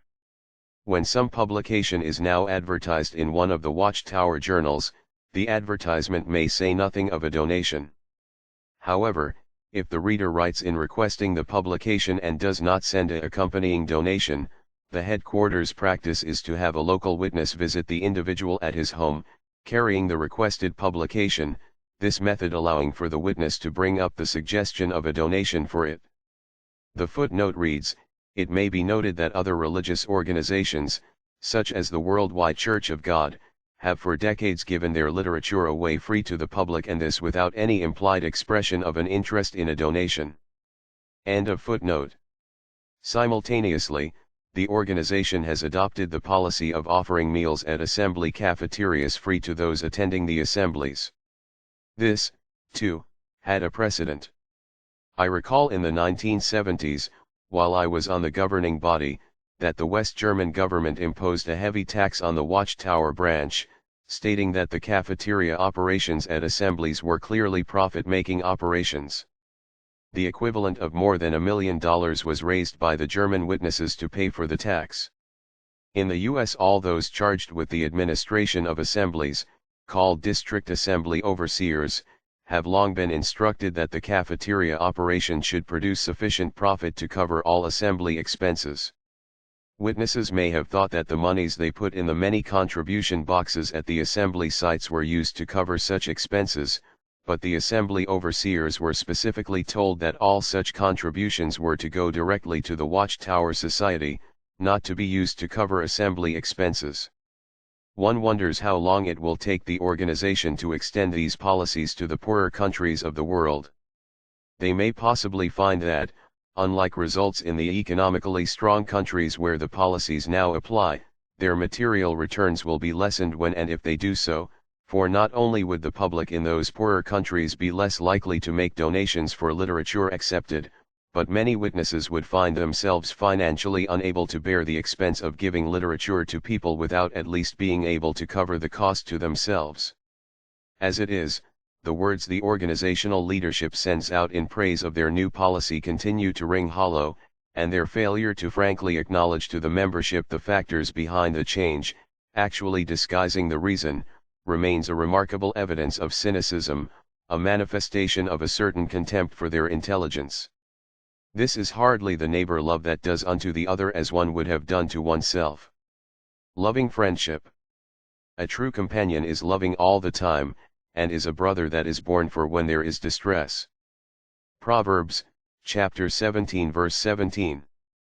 We remember the claim that, only in the spiritual paradise, among Jehovah's Witnesses, can we find the self-sacrificing love Jesus said would identify his true disciples. Anyone observing or mingling with Jehovah's Witnesses gathered at a kingdom hall, before and after a meeting, or at one of their large assemblies would bear testimony to a sense of camaraderie and unity and apparent happiness among them. The question is whether this is of itself the true test of the claims made, particularly of the depth of these feelings. Is that sense genuinely unique, distinctively different from the sense of camaraderie, unity, and apparent happiness one can see in the gatherings of many other affiliations, not only among those of a particular religious affiliation but even among those united in some social cause? Since witnesses are virtually prohibited from being present at any such gatherings other than their own, they have no other standard than themselves by which to judge. This can only call to mind these words of Paul, "For we do not dare to class ourselves among some or compare ourselves with some who recommend themselves write their own testimonials." Phillips Modern English. Certainly they in measuring themselves by themselves and comparing themselves with themselves have no understanding. The footnote reads, 2 Corinthians, chapter 10 verse 12. End of footnote. The value of a good and loyal friend is beyond measure. One would think that in a spiritual paradise such friendships would flourish. As in any religious community, friendships do develop among Jehovah's Witnesses, some of them close ones. I had a number of close friendships during my years of association. And a considerable portion of those persons are still my friends, for they held similar values and those values generally led eventually to their own disengagement from the witness organization. But I also have come to realize how conditional most friendships within the witness community are. This is not primarily the fault of the people, for they are, by and large, like people anywhere. It is instead the effect of the system on their attitudes and relationship. In reality, mere acceptance within the community is completely conditional.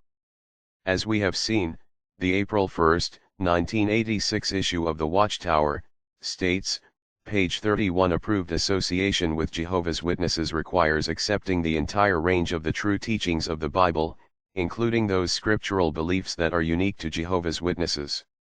Acceptance of the true teachings of the Bible does not go far enough. It must be extended by the additional qualification of those scriptural beliefs that are unique to Jehovah's Witnesses. The footnote reads, actually, many of the beliefs listed in the Watchtower material are by no means unique. Seventh-day Adventists, the Worldwide Church of God and others also believe in the nearness of Armageddon, the millennial reign of Christ, the establishment of an earth-wide paradise. These beliefs and yet others claimed as unique are found in the several Bible student groups, such as the Dawn Fellowship, the Layman's Home Missionary Movement, and in religions such as the Church of God of the Abrahamic faith. Most of these have origins dating back into the 1800s. Belief in Christ's being subordinate to the Father is by no means unique to witnesses. The only truly unique beliefs among those the Watchtower article lists are those which would identify the faithful and discreet slave as associated with the governing body of Jehovah's Witnesses. Even the date 1914 is given importance in some of these other religious groups, and it is only the particular application which the Watchtower Society now gives to that date which is unique. End of footnote. While claiming to be distinct from religions holding to a creed, one often hoary with centuries of age, the witness organization has its own creed, even if certain of its elements may be as new as yesterday. The term creed itself is avoided and is simply replaced by expressions such as the grand body of truth that Jehovah has built up among his united people over the past 100 years, or the pattern of the pure language that Jehovah has so graciously taught his people over the past century. The footnote reads, see the Watchtower, August 15, 1981, page 28. End of footnote. But such terminology only produces a distinction without a difference, for a creed claims to be just that, an officially outlined body of fundamental beliefs, to be accepted as divine truth by those adopting the creed. Any claimed difference with other religions in this respect disappears under examination. The creed may change, what was once taught may be rejected, perhaps later be reinstated, but whatever the creed is at the time must be completely embraced or one faces rejection as an approved associate. In the spiritual paradise, any friendship is therefore predicated upon that condition. How solid a basis for friendship is this? As noted, many of the doctrinal beliefs have been extremely fluid, some changing with almost kaleidoscopic variety and frequency. This became sufficiently evident, even to the leadership, that they often used the expression present truth. The footnote reads, see Crisis of Conscience, page 217. The expression appears as recently as 1988 in the book Revelation, its grand climax at hand, page 8, which speaks of the need to keep up to date with present truth, doing this despite the fact that, from its early use in Watchtower publications, the phrase is one adopted from the King James or Authorized Version rendering of 2 Peter, chapter 1 verse 12, a rendering that is nowhere followed by any modem translation, including the Society's own New World Translation. The thought is not of present in the sense of being current, a temporal sense, but in the sense of presence, of location, hence of truth that had already been received and was with, or in, those to whom Peter wrote. The New English Bible, for example, reads, I will not hesitate to remind you of this again and again, although you know it and are well grounded in the truth that has already reached you. The Watchtower writer, in employing this out-of-date expression, is himself failing to follow his own urging to keep up to date. End of footnote. Examples of doctrinal change are remarkably numerous, and can only bring to mind, and confirm the rightness of the principle set out in Jesus' statements about the disappointing results of building on sand, which shifts and lacks stability, and about the vain emptiness of worship that is built around human regulations, as also the Apostle Paul's reference to the undesirableness of being as children at the mercy of every chance wind of teaching, and of the jockeying of men, as they tack this way and that in advancing their views. The footnote reads, Matthew, chapter 7 verse 24 to 27, 15 verse 9, Ephesians, chapter 4 verse 14, Phillips Modern English, 2 Timothy, chapter 3 verse 7, for examples of shifting teachings and policies, see Crisis of Conscience, pages 9, 10 and footnotes, 57 to 65, 172 to 272. End of footnote. Only the fool refuses to change. The sensible person recognizes his own limitations and imperfections. True wisdom has as its inseparable companions both modesty and humility. The footnote reads, James, chapter 3 verse 13. End of footnote. But if it is foolish to refuse to change, it is equally foolish to base one's trust, one's convictions, on that which is unstable, to commit oneself to a belief system which is built upon the fluctuating, shifting views of imperfect men. The lamentable factor in the history of the witness organization is not primarily the instability of its teachings but its insistence, particularly from the 1920s forward, that all must accept whatever teachings happen to be current as though they were solid, stable truth. To accept them means being in the truth, to reject any of them places one outside the truth. Friendship conditioned on such acceptance requires one to shift whenever the teachings shift, otherwise the conditional friendship is endangered. The real test of any friendship is how it responds to difficulties. In an article entitled True Friends, Why So Hard to Find, the Watchtower comments, some people are superficial, concerned only with the surface aspects of life. Others are not willing to make the sacrifices necessary for friendship. Don't get involved, is the advice one hears so often these days. As one elderly woman observed, they love, but at a distance. Even in cultures where profuse hugging and kissing are common courtesies, there may be a lack of real support when dire need strikes.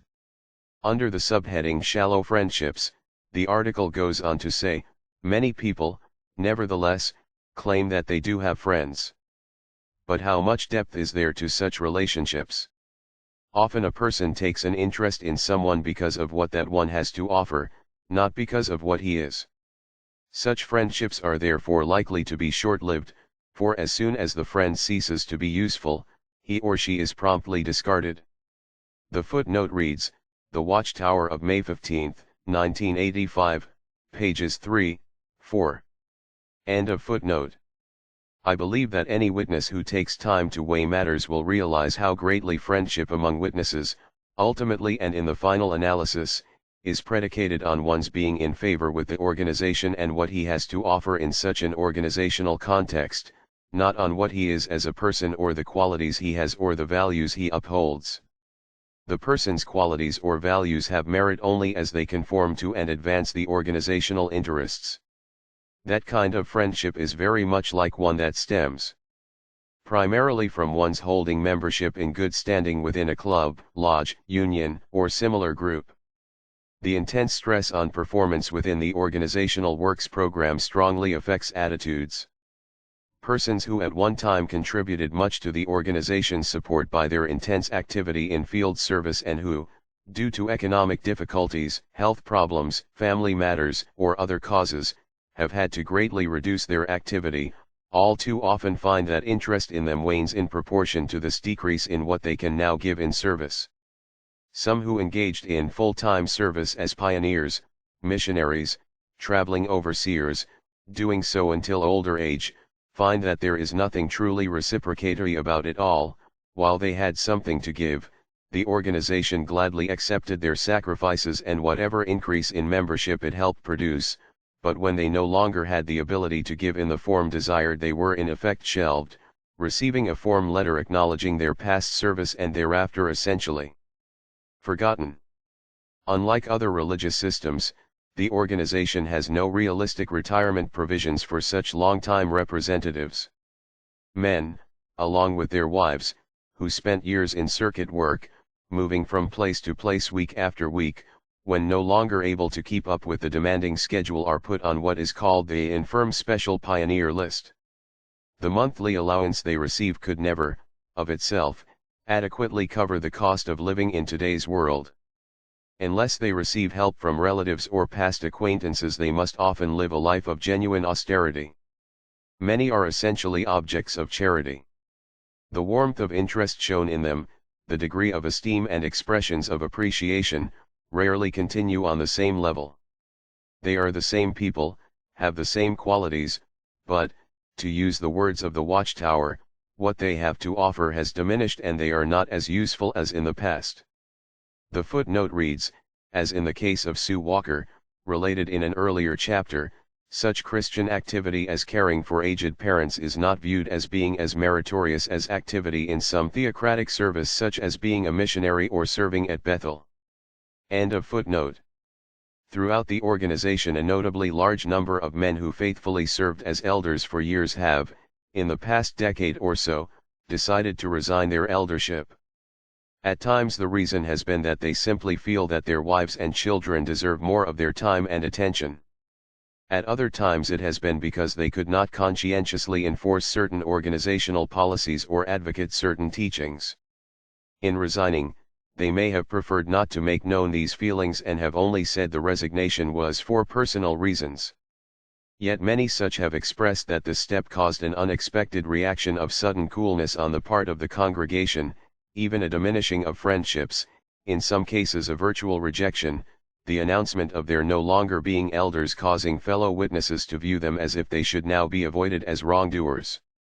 In a following article on how to find true friends, the Watchtower cited spoke of fair-weather friends and said that a true friendship rests upon an appreciation of the true worth of the one befriended. A solid friend will be unwavering and will adhere to his friendship regardless of the trialsome or difficult conditions, or the heart-searching circumstances that may develop. The loyal friend does not hold back from telling the truth out of fear of the other person's reaction. The wounds inflicted by a lover are faithful, says the Bible. Proverbs, chapter 27 verse 6. A true friend will love you for telling the truth, even if it is corrective counsel. Proverbs, chapter 9 verse 8. It is also the course of wisdom to avoid being overly inquisitive, personal, or possessive. Modesty will move us to avoid being dogmatic. Surely, Friendship does not give us the right to force our opinions or personal tastes on one another. The footnote reads, The Watchtower, May 15, 1985, pages 5, 6, 9. End of footnote. All these statements express noble sentiments and truths. In their application in the magazine, however, they are all used to advance the view that true friendship can be found only within the witness community. Within that community, the criterion for showing friendship, and the loyalty characterizing a true friend, is tied firmly to organizational conformity. Many witnesses do have qualities that would make for the finest of friends: a genuinely affectionate nature, unselfish concern for others' interests, modesty, open-mindedness, respect for another's privacy and right to his or her own opinions. And they show these, to the extent that organizational policy allows. That policy obliges them to express a friendship conditioned on the other person's having organizational approval, conditioned on one's total acceptance of its teachings and policies, one's support of its program of activity. Love of God and Christ, respect for the scriptures, love of people, high moral standards, conscientiousness, none of these will assure the continuation of expressions of love toward a person if he or she does not meet the organizational conditions just stated. There is a saying that any organization is nothing more than the lengthened shadow of the man or men who are at its head and control it. Does the Watchtower organization itself, then, act as a true friend in the way advocated in its own comments, quoted earlier? Or does it call for a loyalty from its members that it itself does not give? Does it show itself friendly and loyal only, or primarily, to those who can give it support, time, money, effort, and submission to its views and policies, giving it that which increases its size and strength and influence?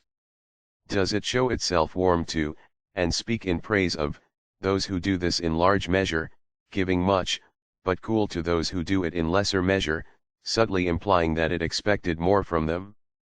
Does it love those who are moved to speak out in telling the truth to it in a corrective manner, or does it view itself as above receiving correction from anyone but itself or God, angrily labeling those who express reproof as enemies, not only of itself but enemies of God? Does it avoid being overly inquisitive, personal, or possessive toward members, or does it rather assume the right to insert itself in virtually every aspect of their life, advancing its own dogmatic opinions as to how they should conduct a large portion of their personal affairs, how they should spend their time, what they should read, what employment is acceptable, what attitude they should take as to their children's education, to what extent members should interest themselves in persons outside the organization's own area of control, how far they should go in extending charity to such ones, and in a host of other ways show itself as overly personal and possessive? Does it merely offer its opinions as simply opinions, or does it instead persistently advance these opinions, while simultaneously implying that failure to accept them demonstrates a lack of respect? Would one not find that kind of friendship on a personal, individual level something oppressive? Yet whereas many would not tolerate this imposition of standards from an individual, they will accept it from a system. The individual witness member's knowledge of the organization's standpoint cannot but color the quality of his own friendship with any fellow member. The possessive spirit expressed by the organization cannot help but severely limit the extent and strength of that relationship, creating a climate in which the unselfish, courageous, and self-sacrificing loyalty of genuine friendship is at risk. Generally, when one who has spent much of his or her life in the witness organization comes to the conclusion that its claims of exclusively having God's favor are not solidly based, this results in a sense of distress, a period of crisis marked by an intense struggle between the appeal for organizational loyalty and the voice of conscience. At such a time, one normally turns to close friends for help or counsel or added strength.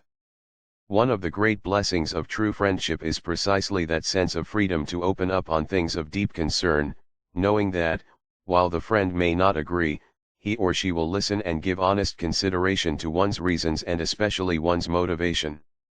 In the spiritual paradise, however, any frank expression of a different viewpoint, no matter how conscientious, almost automatically brings a cloud of suspicion. Winds of rumors begin blowing. The test of whether one's friends are fair-weather friends or not, of how loyal they will prove themselves regardless of the trialsome or difficult conditions, or the heart-searching circumstances that may develop, to use the Watchtower's expressions, now begins. Though not always, the results are usually disillusioning. Whether the observation one makes is true or not is rarely given consideration, for the one spoken to may not even take the time or thought necessary to consider whether there is validity in it. The lengthened shadow of the organizational leadership looms over the friendship and almost automatically has a chilling effect. All too often when one goes through a crisis situation that causes loss of organizational favor, the reaction is, using the words the Watchtower employs of false friends, "Don't get involved." Some have said, "I don't know the details and I prefer not to know." Others, learning of adverse action by a judicial committee, have said, "I don't know the circumstances, but the individual must have been in the wrong or the organization would not have taken the action it did." Thus the person is presumed guilty of wrong without any hearing of the evidence.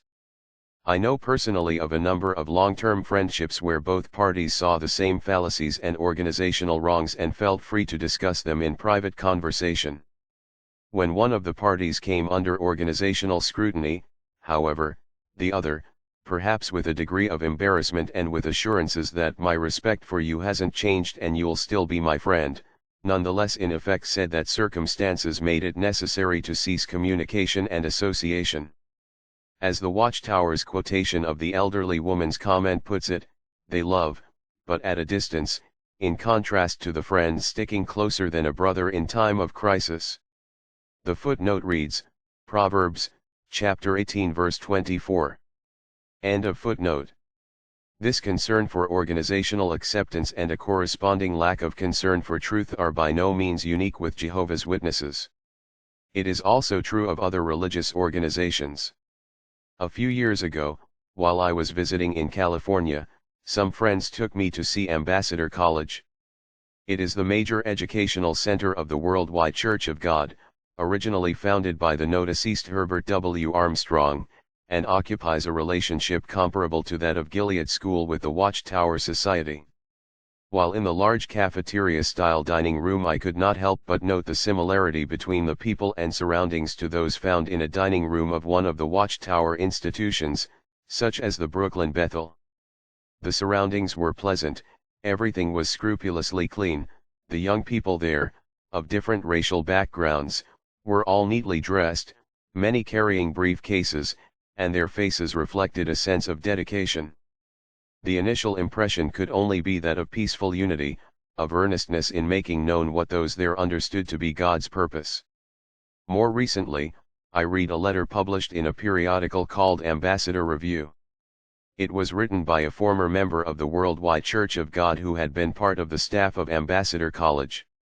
In 1972 he began experiencing serious doubts about the validity of the religion's claims, but, as he says, he felt this was God's one true church and that God would take care of the situation, and, if this indeed was the only true church, where else was there to go?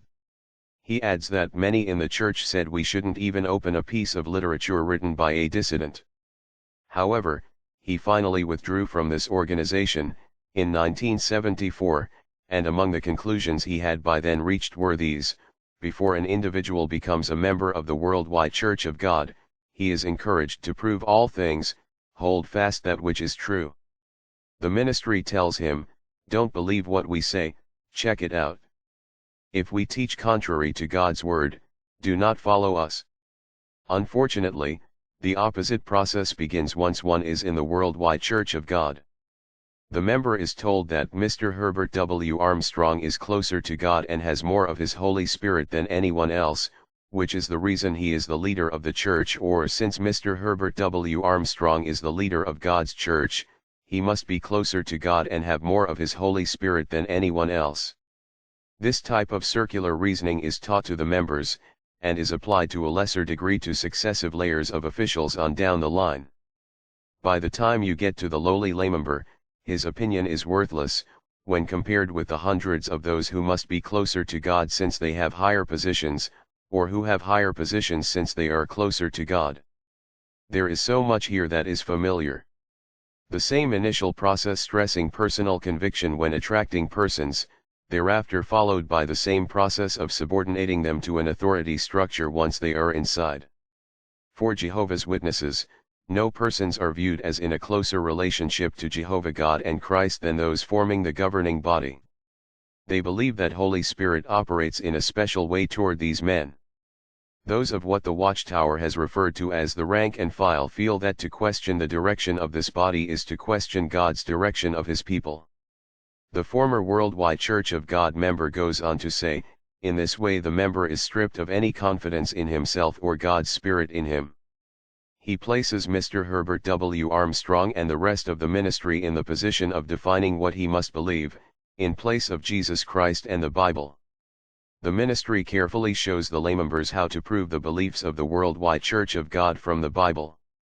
The member thinks his belief is firmly grounded in the Bible, but for him to prove it he must rely heavily on the proof texts and the explanations he has been given.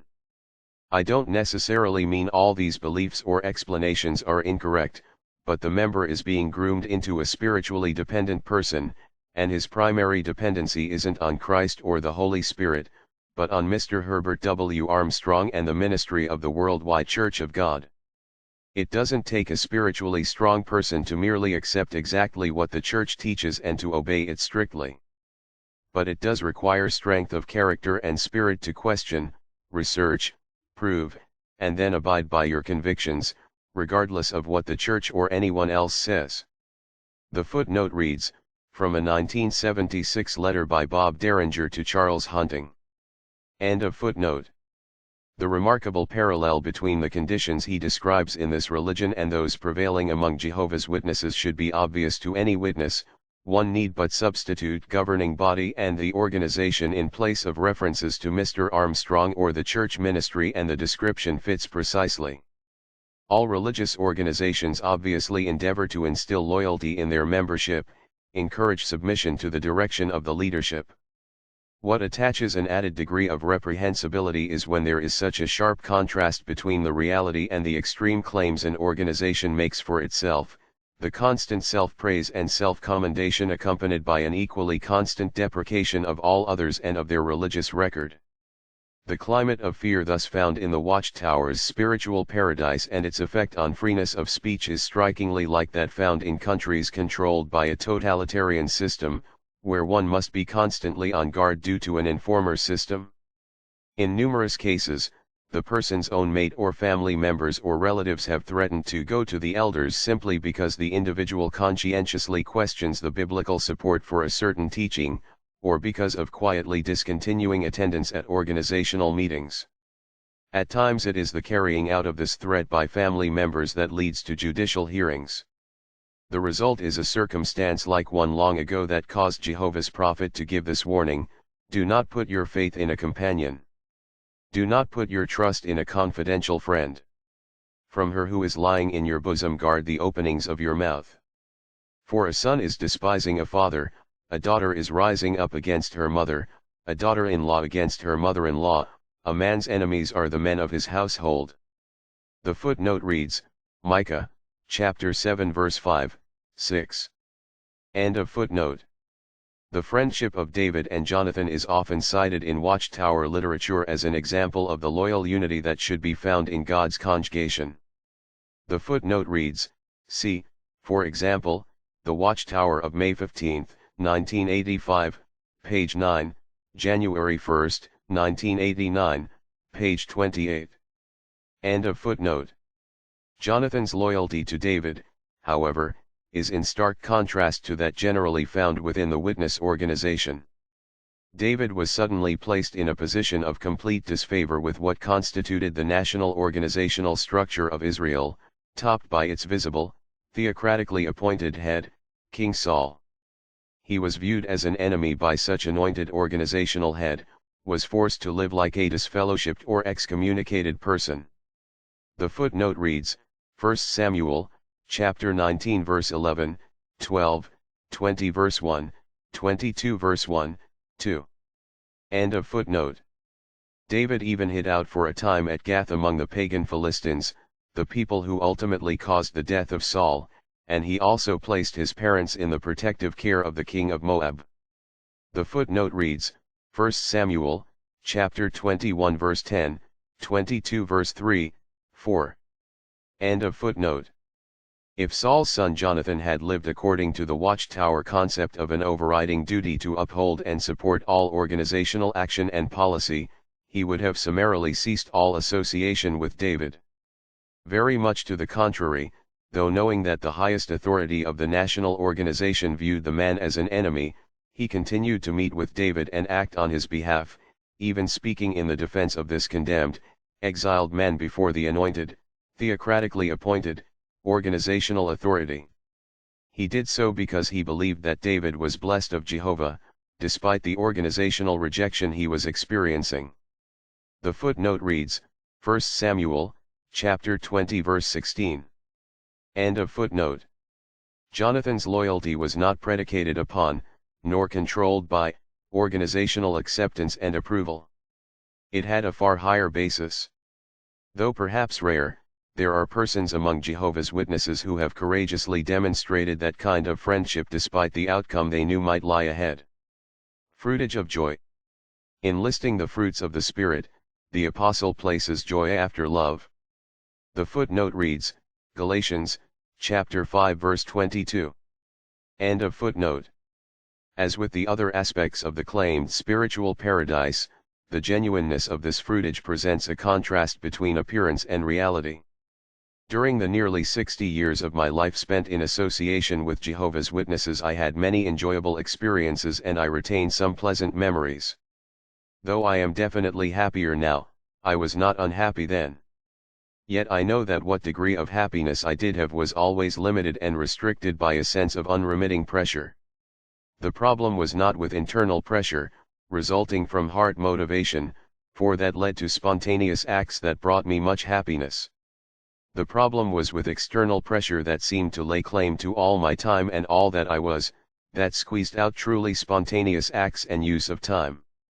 During the 20 years I spent as a missionary, I felt warm affection for the people where I served, many of them of humble circumstances, and I still hold such feeling. I enjoyed living among them in their lands. Looking back, I realize now that most of the happiness I had was due to people as persons, rather than something directly attributable to the religion itself. We have already seen in previous chapters how responsible organizational representatives have themselves voiced the sense of pressure felt by most witnesses, a pressure sustained by the steady flow of exhortation to greater effort through the communications received from the Brooklyn headquarters and its traveling representatives. That constant pressure, and the stress it produces, does not contribute to emotional health or true happiness.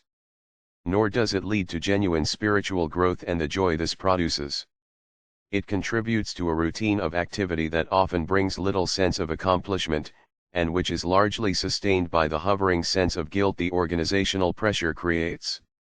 Much of the witnesses' joy is said to be because they partake of a rich banquet of spiritual food.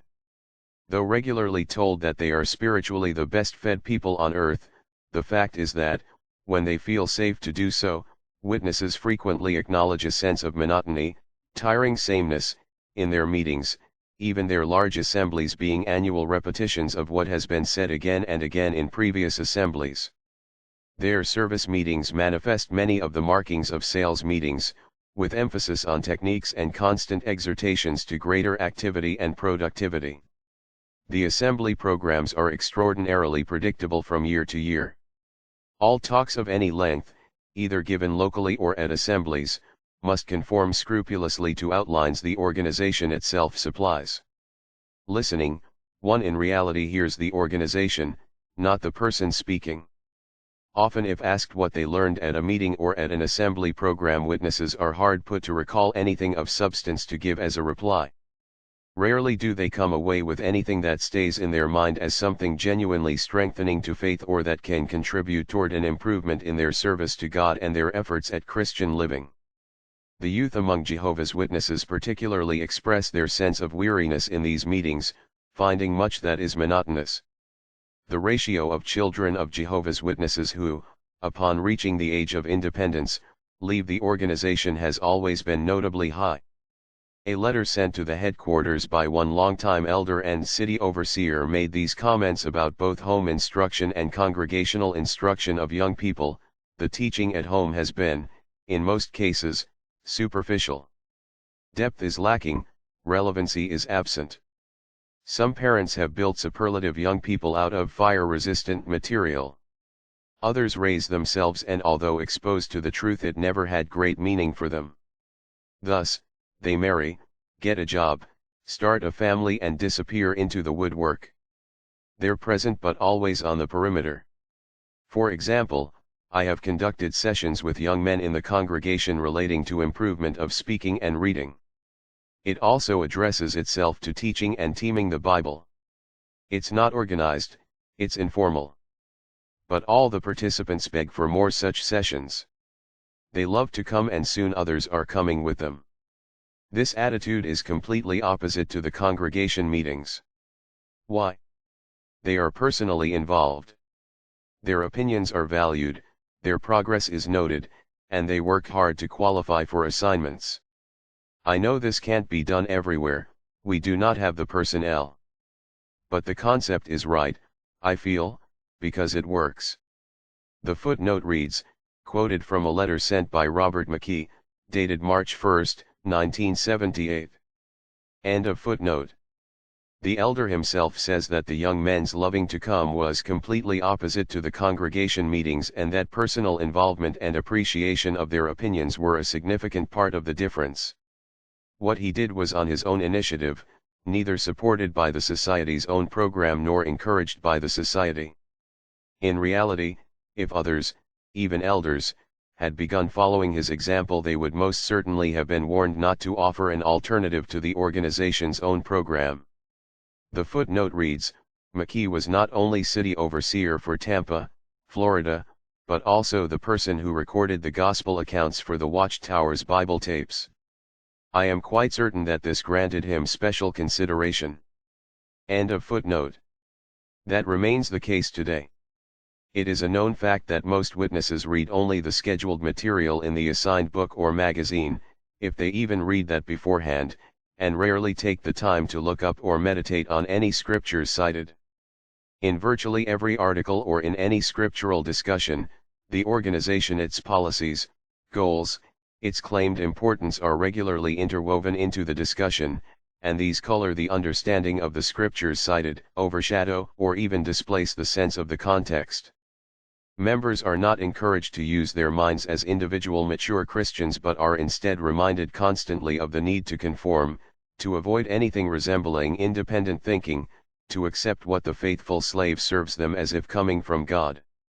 It never seems to occur to them that for genuinely personal conviction there must be independent thinking, for we each must arrive at conclusions as individuals with the free exercise of conscience and of our mental powers.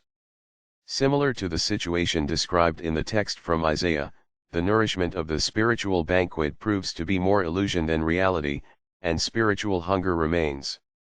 It is a sad fact that when an individual endeavors to increase his or her spiritual knowledge and growth by personal effort beyond the routinized program set out, more often than not this brings him or her into conflict with the organization. Superior cleanness and unity? Of course we shouldn't dare include ourselves in the same class as those who write their own testimonials. All they are doing, of course, is to measure themselves by their own standards or by comparisons within their own circle, and that doesn't make for accurate estimation. 2 Corinthians, chapter 10 verse 12, Phillips Modern English. The morality level found among Jehovah's Witnesses is unquestionably much higher than in the world as a whole. I believe that on the basis of my own experience among them over many decades. The question is whether the moral level is so exceptionally high, and the incidence of misdeeds so remarkably low, as to fit the concept of a spiritual paradise, one without equal anywhere else. What is said here then, represents no attempt whatsoever to downgrade or minimize the good record of witnesses for law-keeping or morality when contrasted with people in general. Nor is it a case of damning with faint praise. The purpose is solely to consider whether that record is so notably superior as to justify the Watchtower organization's own depiction of itself as a virtual island of morality, distinctive and superior to all other religions. The standards of judging that the organization uses in such a recommendation of itself deserve examination. An illusionary picture can be created by a very selective use of experiences or expressions. Out of 100 experiences, 95 might be negative, but if only the 5 positive ones are made known, it is possible to create a very favorable impression. It is also a false impression. The reverse is likewise true, where a few negative factors are publicized and the more numerous favorable ones are suppressed, thus creating an equally false impression. It would be wrong to assess the witness organization by either such method. It would also be wrong for the witness organization to assess other religions on the basis of such methods. What does the evidence show? It would be extremely difficult to find any favorable statements about any religion other than their own in the publications of the Watchtower Society, at least from the 1920s forward. By contrast, anything unfavorable about another belief system, as, for example, acts of immorality, dishonesty, or of other wrongdoing, becomes material worthy of consideration for inclusion in their publications. The more unfavorable it is, the more likely it's being included. Whether the incident or circumstance or attitude is actually representative of the religious affiliation as a whole does not seem to be of concern. This critical standard is applied to all other religions. A very different standard, one virtually opposite, is applied to their own. Only on rare occasions does one read an admission of specific wrongdoing by members within the witness organization. One example appeared in the Watchtower of March 15, 1988, page 17, regarding an elder who committed adultery with a married witness woman. The woman's non-witness husband went to the Kingdom Hall and fired a shotgun at the man and his wife. But it may be noted that, long before it appeared in the Watchtower magazine, this matter had already received publicity in the largest circulation newspaper of New York City and hence was already out in the open. It is hardly an example of openness or candor or humility on the part of an organization to acknowledge something that is already widely known. The footnote reads, in another reported case in New York in 1987, a young woman who broke off her romantic relationship with a 27-year-old man later received a package from him containing what looked like a pen but which concealed a spring-out blade that cut her hand when she opened the package. A month later she received another package which she began to open and then realized who it was front. Before she could push it away it exploded, causing cuts and breaking her thumb while blowing her 18-month-old niece across the room. The 27-year-old sender, charged with sending an explosive device by mail, was described by his employer as a deeply religious Jehovah's Witness. The Chicago Tribune, November 15, 1990, reported a 16-year-old's first shooting his father to death in cold blood and then waiting for his mother to return home and murdering her. Friends of the family are quoted as describing them as Jehovah's Witnesses who did everything together. A former neighbor described the boy as a little angel who had been doing door-to-door work with his parents since he was a young boy. Unlike the other case, these and similar witness crimes are not reported in any Watchtower publication. End of footnote. Not that anyone would rightly expect that an organization should air to the world each and every case of the trespasses and wrong acts of its individual members, for that could serve no valid purpose, and would be both unkind and harmful. What is wrong is to create an impression of great moral superiority by widely publicizing the failings of those of other beliefs, making it appear that these are common and typical of the membership as a whole, while almost totally suppressing any admission of similar failings on a similar scale within one's own belief system. But are such failings evident on a similar scale within Jehovah's Witnesses? At the Brooklyn headquarters, as I know personally from having worked there, entire file cabinets in the service department are filled with the records of cases of wrongdoing, some minor, many of them major, within the witness membership. The entire gamut of wrongdoing is covered, from fornication, adultery, homosexuality, incest, and sexual molestation of children to fraud, theft, wife-beating, and murder. Comparable records to those in the U.S. may be found in the branch offices of the organization throughout the world. In another rare expression, the Watchtower of January 1, 1986, page 13, acknowledged that the spiritual paradise offered no real guarantee of protection from immorality. It said, "Shocking as it is, even some who have been prominent in Jehovah's organization have succumbed to immoral practices, including homosexuality, wife swapping, and child molesting."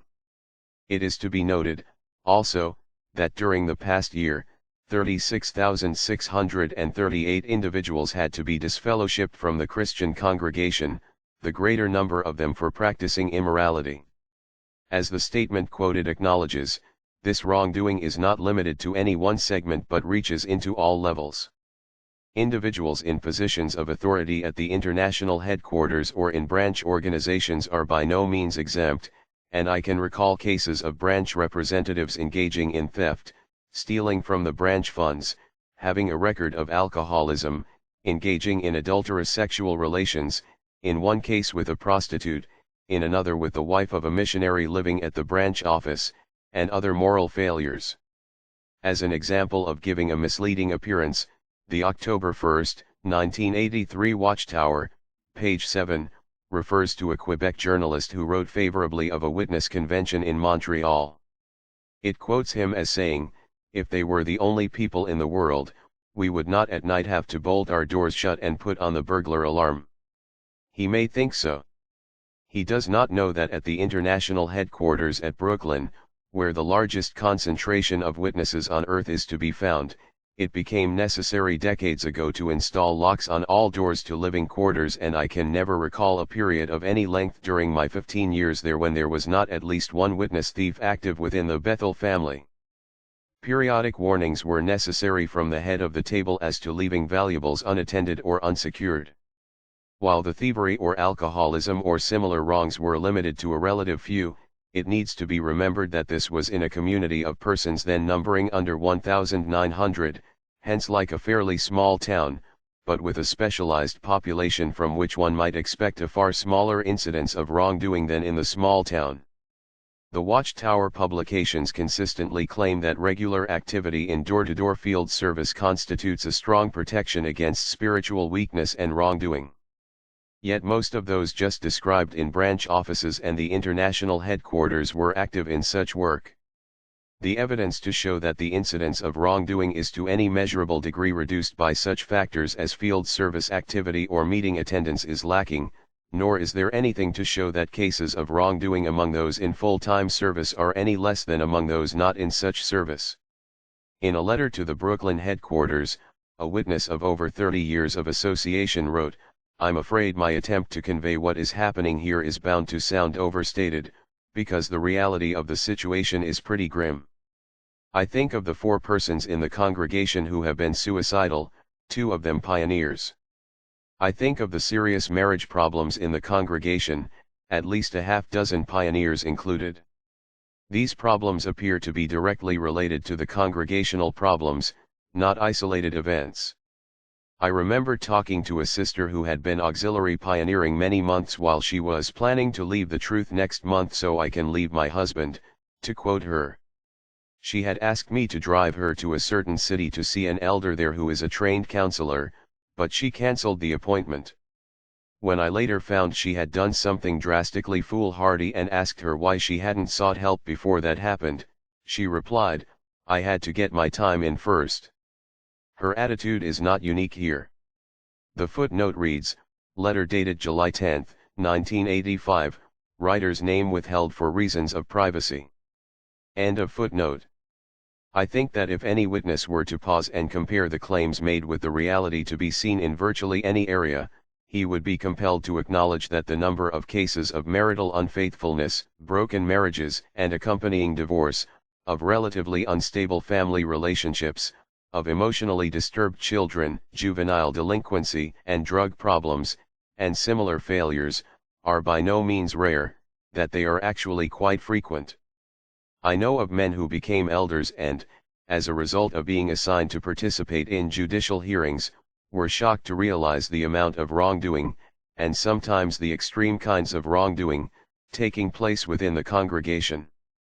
While praise of the superiority of Jehovah's Witnesses as employees is regularly claimed, and quotations of favorable expressions by employers frequently appear in the organization's magazine, I have personally had businessman after businessman among Jehovah's Witnesses tell me that often their witness employees gave them considerably more difficulty than those classed as worldly employees. Though there was generally scrupulous avoidance of committing major wrongs, petty dishonesty, misuse of time, lack of cooperation, substandard quality of work, and other failures to act in the best interests of the business, were evident to a degree that simply did not accord with the organizational boasts made. Many religious affiliations could benefit from the example of Jehovah's Witnesses in the area of racial integration, in their de-emphasizing of class distinctions, their comparatively strong sense of commitment and obligation toward anyone, though otherwise a complete stranger to them, who is a member in good standing in the organization. Perhaps some of the most appealing and dramatic features in their history are those occasions when they have been faced with crisis situations, in times of intense persecution or natural disasters or war, when many of them have shown a willingness to risk their own safety, possessions, or even their own lives in the interest, in one way or another, of fellow members. The accounts of the experiences of witnesses during the Nazi regime in Germany, during the Duvalier premiership of Quebec, or during the period of mob violence in the United States in the 1940s, make absorbing reading. The sincerity of those who demonstrated a courageous and selfless concern for others rightly goes unquestioned, and I find their example both encouraging and laudable.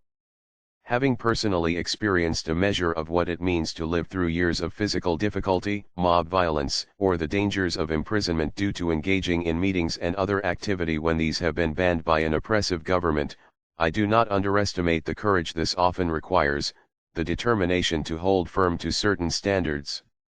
As a sharer in such trials, I do not feel that it shows any disrespect to consider also whether these quite dramatic actions necessarily authenticate the claims of an unequaled spiritual unity, or can be viewed as distinguishing the organization thereby supported as containing Earth's only genuine Christians.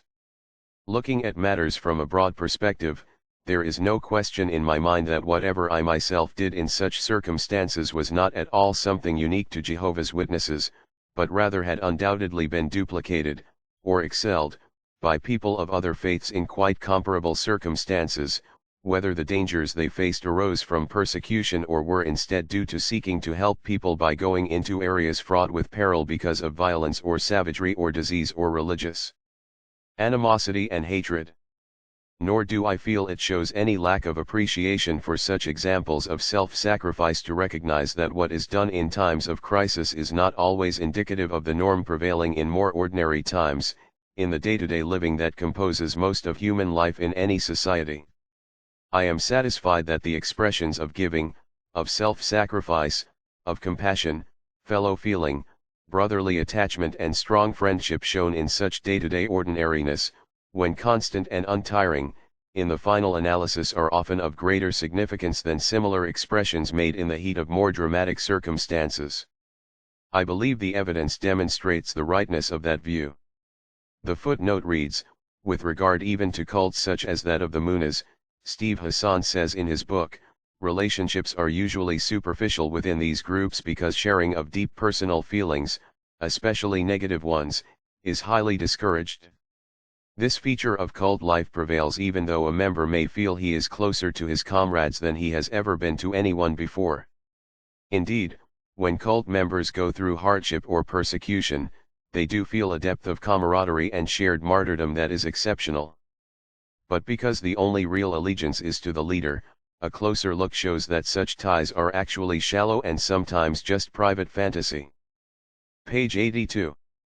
End of footnote. I would make one final reference to the branch memorandum quoted earlier. It is from Nigeria, Africa's most populous nation and the one with the largest number of witnesses, over 100,000 at the time of the memorandum's writing.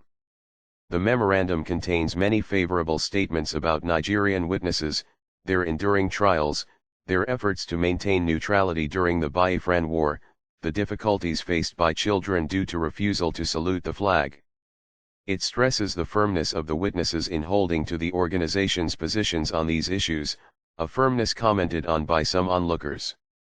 The memorandum also responded to an inquiry as to manifestation of the fruitage of God's Spirit in the normal affairs of daily life, and here again various favorable experiences were related.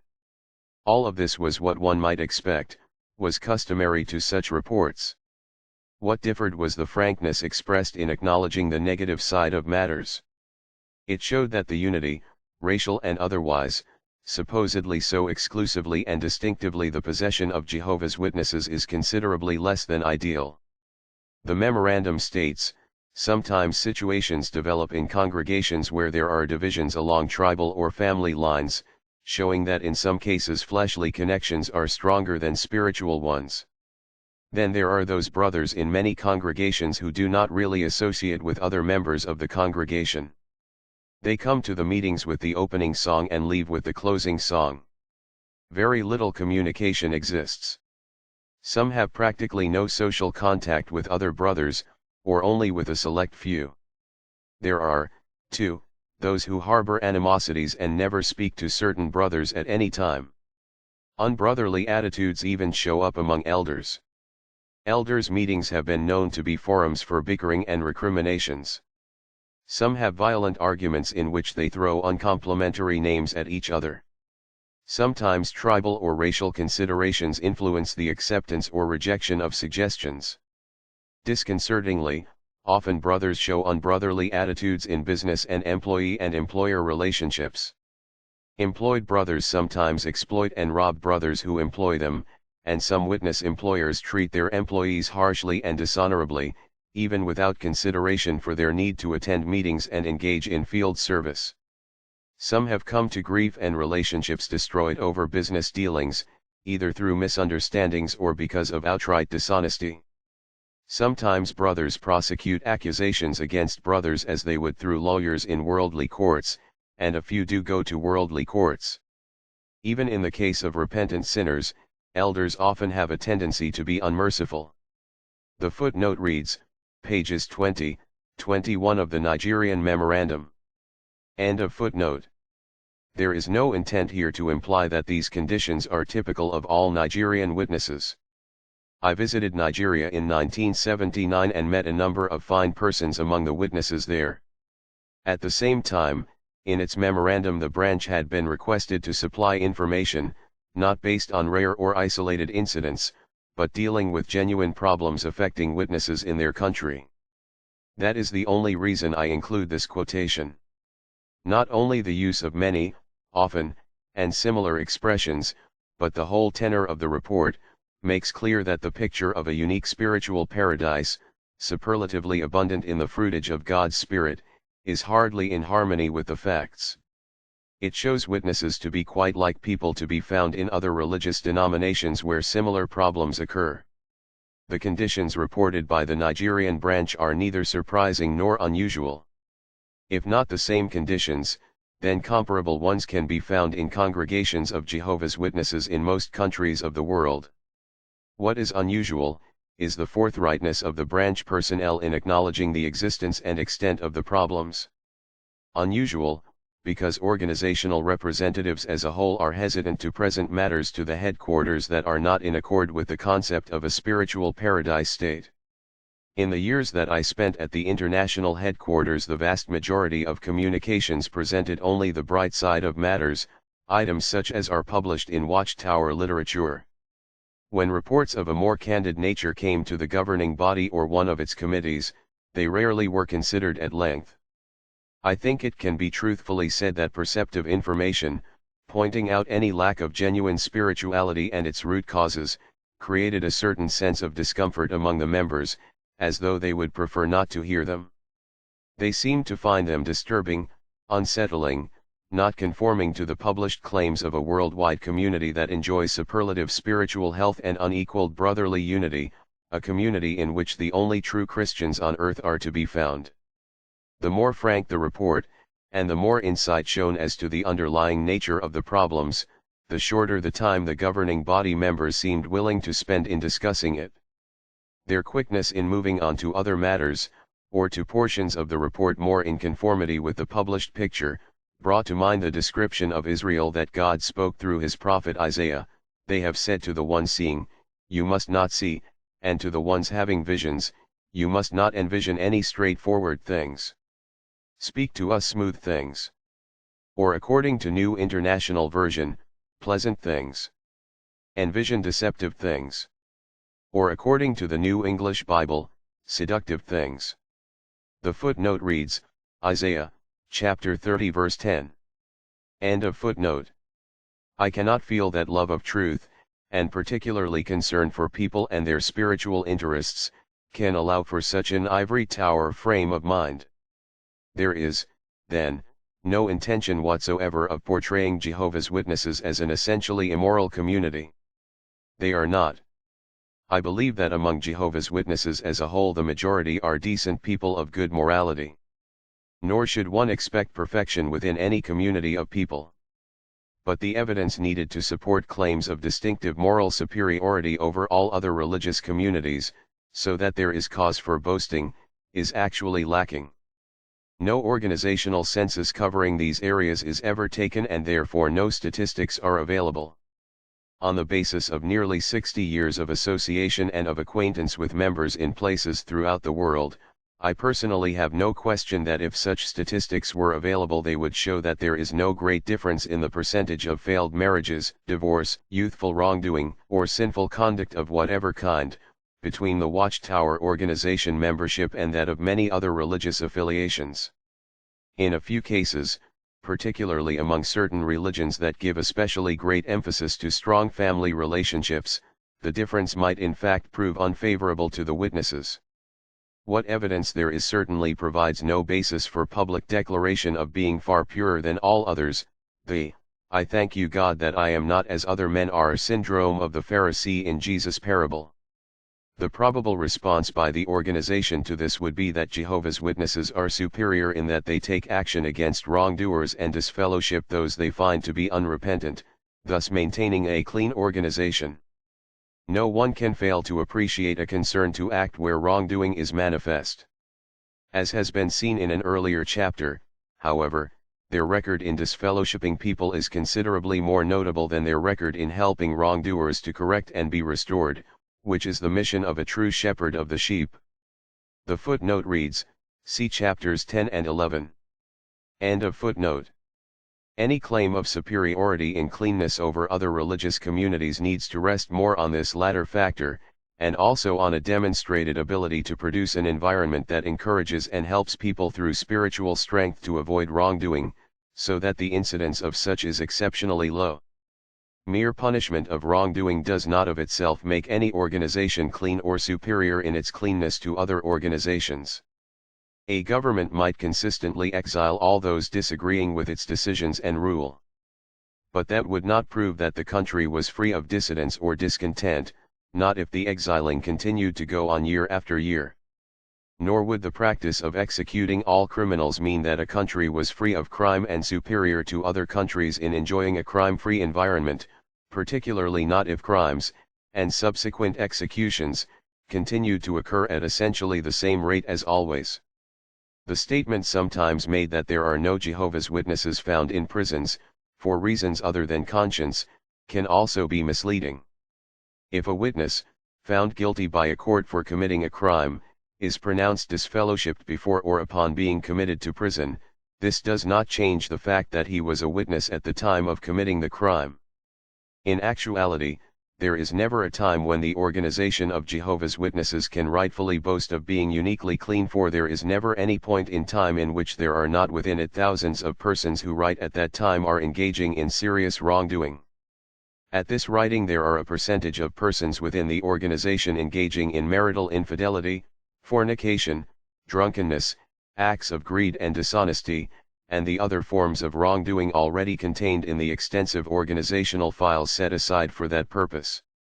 There are individuals among these, of course, who in time will, without any judicial hearing, voluntarily turn around from such course and lead exemplary lives. At the same time, others have been engaging in such conduct over a period of many years. Some will not be discovered for more years to come, if at all. The footnote reads, as only one example, in 1985, the September 23 issue of the Alberta Report, Canada, carried an article about the conviction of an attorney who was jailed for stealing more than $200,000 from his clients between 1973 and 1984, more than half of it from fellow Jehovah's Witnesses at the church where he was an elder. Many of the witness victims over the 10-year period were Ukrainian and unable to read or write English, and they put their complete trust in the witness elder. The victims included one elderly woman who had entrusted to the man an entire insurance settlement for a car accident that left her a paraplegic. As a result of the elder's dishonesty, she had received less than half of it. This attorney was a featured speaker at one of the annual witness doctor-lawyer gatherings. End of footnote. This continues to be the case despite the thousands disfellowshipped annually. Nor is there anything to show that the percentage of wrongdoers is less today than it was 10 or 20 or 30 years ago. The footnote reads, the report made in the 1986 Watchtower of 36,000 disfellowshipped is no anomaly. Each year sees a similar figure. 1988, for example, saw another 40,000 disfellowshipped worldwide, figure from the Milwaukee Journal, of May 18, 1989, quoting Merton Campbell, of the Watchtower headquarters staff. End of footnote. More crucial to the validation of a supposed moral superiority, is the organization's inability to show that their percentage is any lower than the percentage to be found in many other religious communities. There are claims, of course. But there is no factual evidence to support the claims. Not that Jehovah's Witnesses are necessarily worse in this area than other religious fellowships and communities, or that they are not better than some religious fellowships. Their record simply does not substantiate the claims made for a unique superiority over every other religious affiliation. It does not in any way authenticate the picture drawn of a uniquely clean spiritual paradise. There is no question in my mind that the legalistic approach to Christianity, the multitudes of rules, and, at the same time, a frequent double standard, all contribute to an essentially blurred viewpoint of what Christian righteousness is. When the individual feels he or she is not under observation by organizational authority, these factors actually may produce a weakened resistance to wrongdoing. Those most affected. Not all are affected to the same degree by the factors that have been considered. There are, of course, as there were in Jesus' day, those who seem satisfied to follow some specific routine laid out for them, some of whom even take pleasure, and, all too often, pride, in the observance of traditional requirements and structured programs. Others are not particularly affected because they simply are not concerned about measuring up or gaining approval. Their very apathy shields them. It is a sad fact that those most affected by the persistent pressure to do more and more in organizationally directed activities are those persons among the witnesses who are the most sensitive and conscientious. For many of these, the argumentation that subtly implies guilt if one does not follow the organization's suggestions and recommendations in striving for increased service creates a constant concern that they are not doing enough, not measuring up. As if on a treadmill, there is never a real sense of accomplishment but only the need to continue responding month by month to demands for performance, demands on their time that may not be openly stated but which are presented in ways that imply a lack of faith or of zeal or of love if one does not respond. So while many witnesses just go along with the crowd and show little effect from the pressure, the real test of Christian religion is not what it does for those who appear free from need, but what it does for those who are in a sense frail, afflicted. God's rebuke to the spiritual leaders of the flock of Israel focused on this, saying, "The sickened ones you have not strengthened, and the ailing one you have not healed, and the broken one you have not bandaged, and the dispersed one you have not brought back, and the lost one you have not sought to find. I myself shall feed my sheep, and I myself shall make them lie down," is the utterance of the Lord Jehovah. "The lost one I shall search for, and the dispersed one I shall bring back, and the broken one I shall bandage and the ailing one I shall strengthen, but the fat one and the strong one I shall annihilate. I shall feed that one with judgment. Here I am, I myself, and I shall certainly judge between a plump sheep and a lean sheep, for the reason that with flank and with shoulder you kept pushing and with your horns you kept shoving all the sickened ones until you had scattered them to the outside.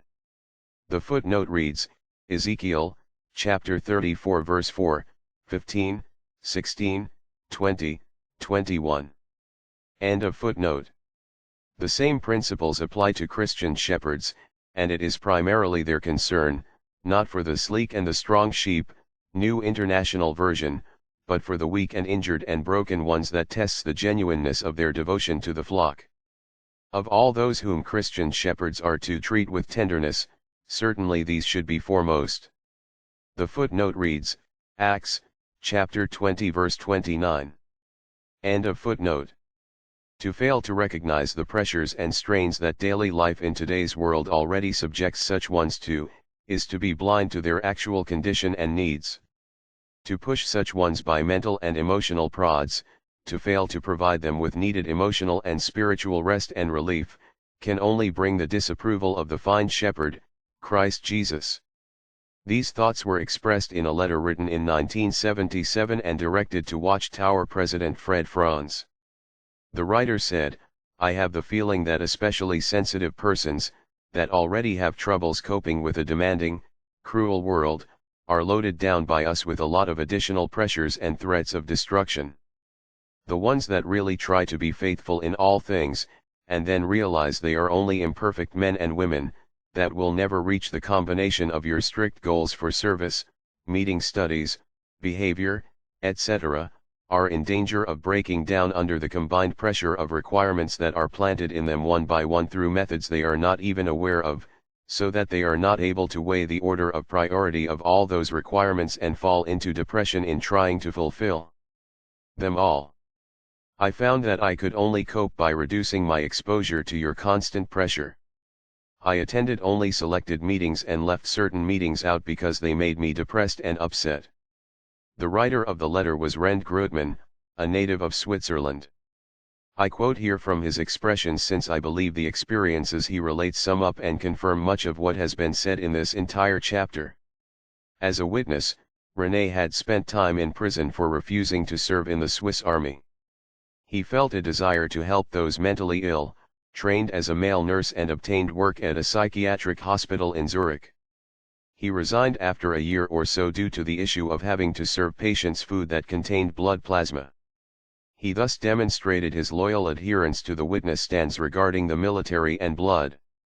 In his letter to the Watchtower president he said his reason for writing was to give you feedback on how your teachings and methods came across to me during the last 22 years of my being a Jehovah's Witness.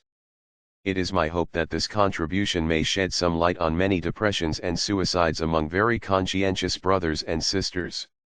He then gave details of 4 suicides among witnesses that he personally knew of and other cases of witnesses needing psychiatric care.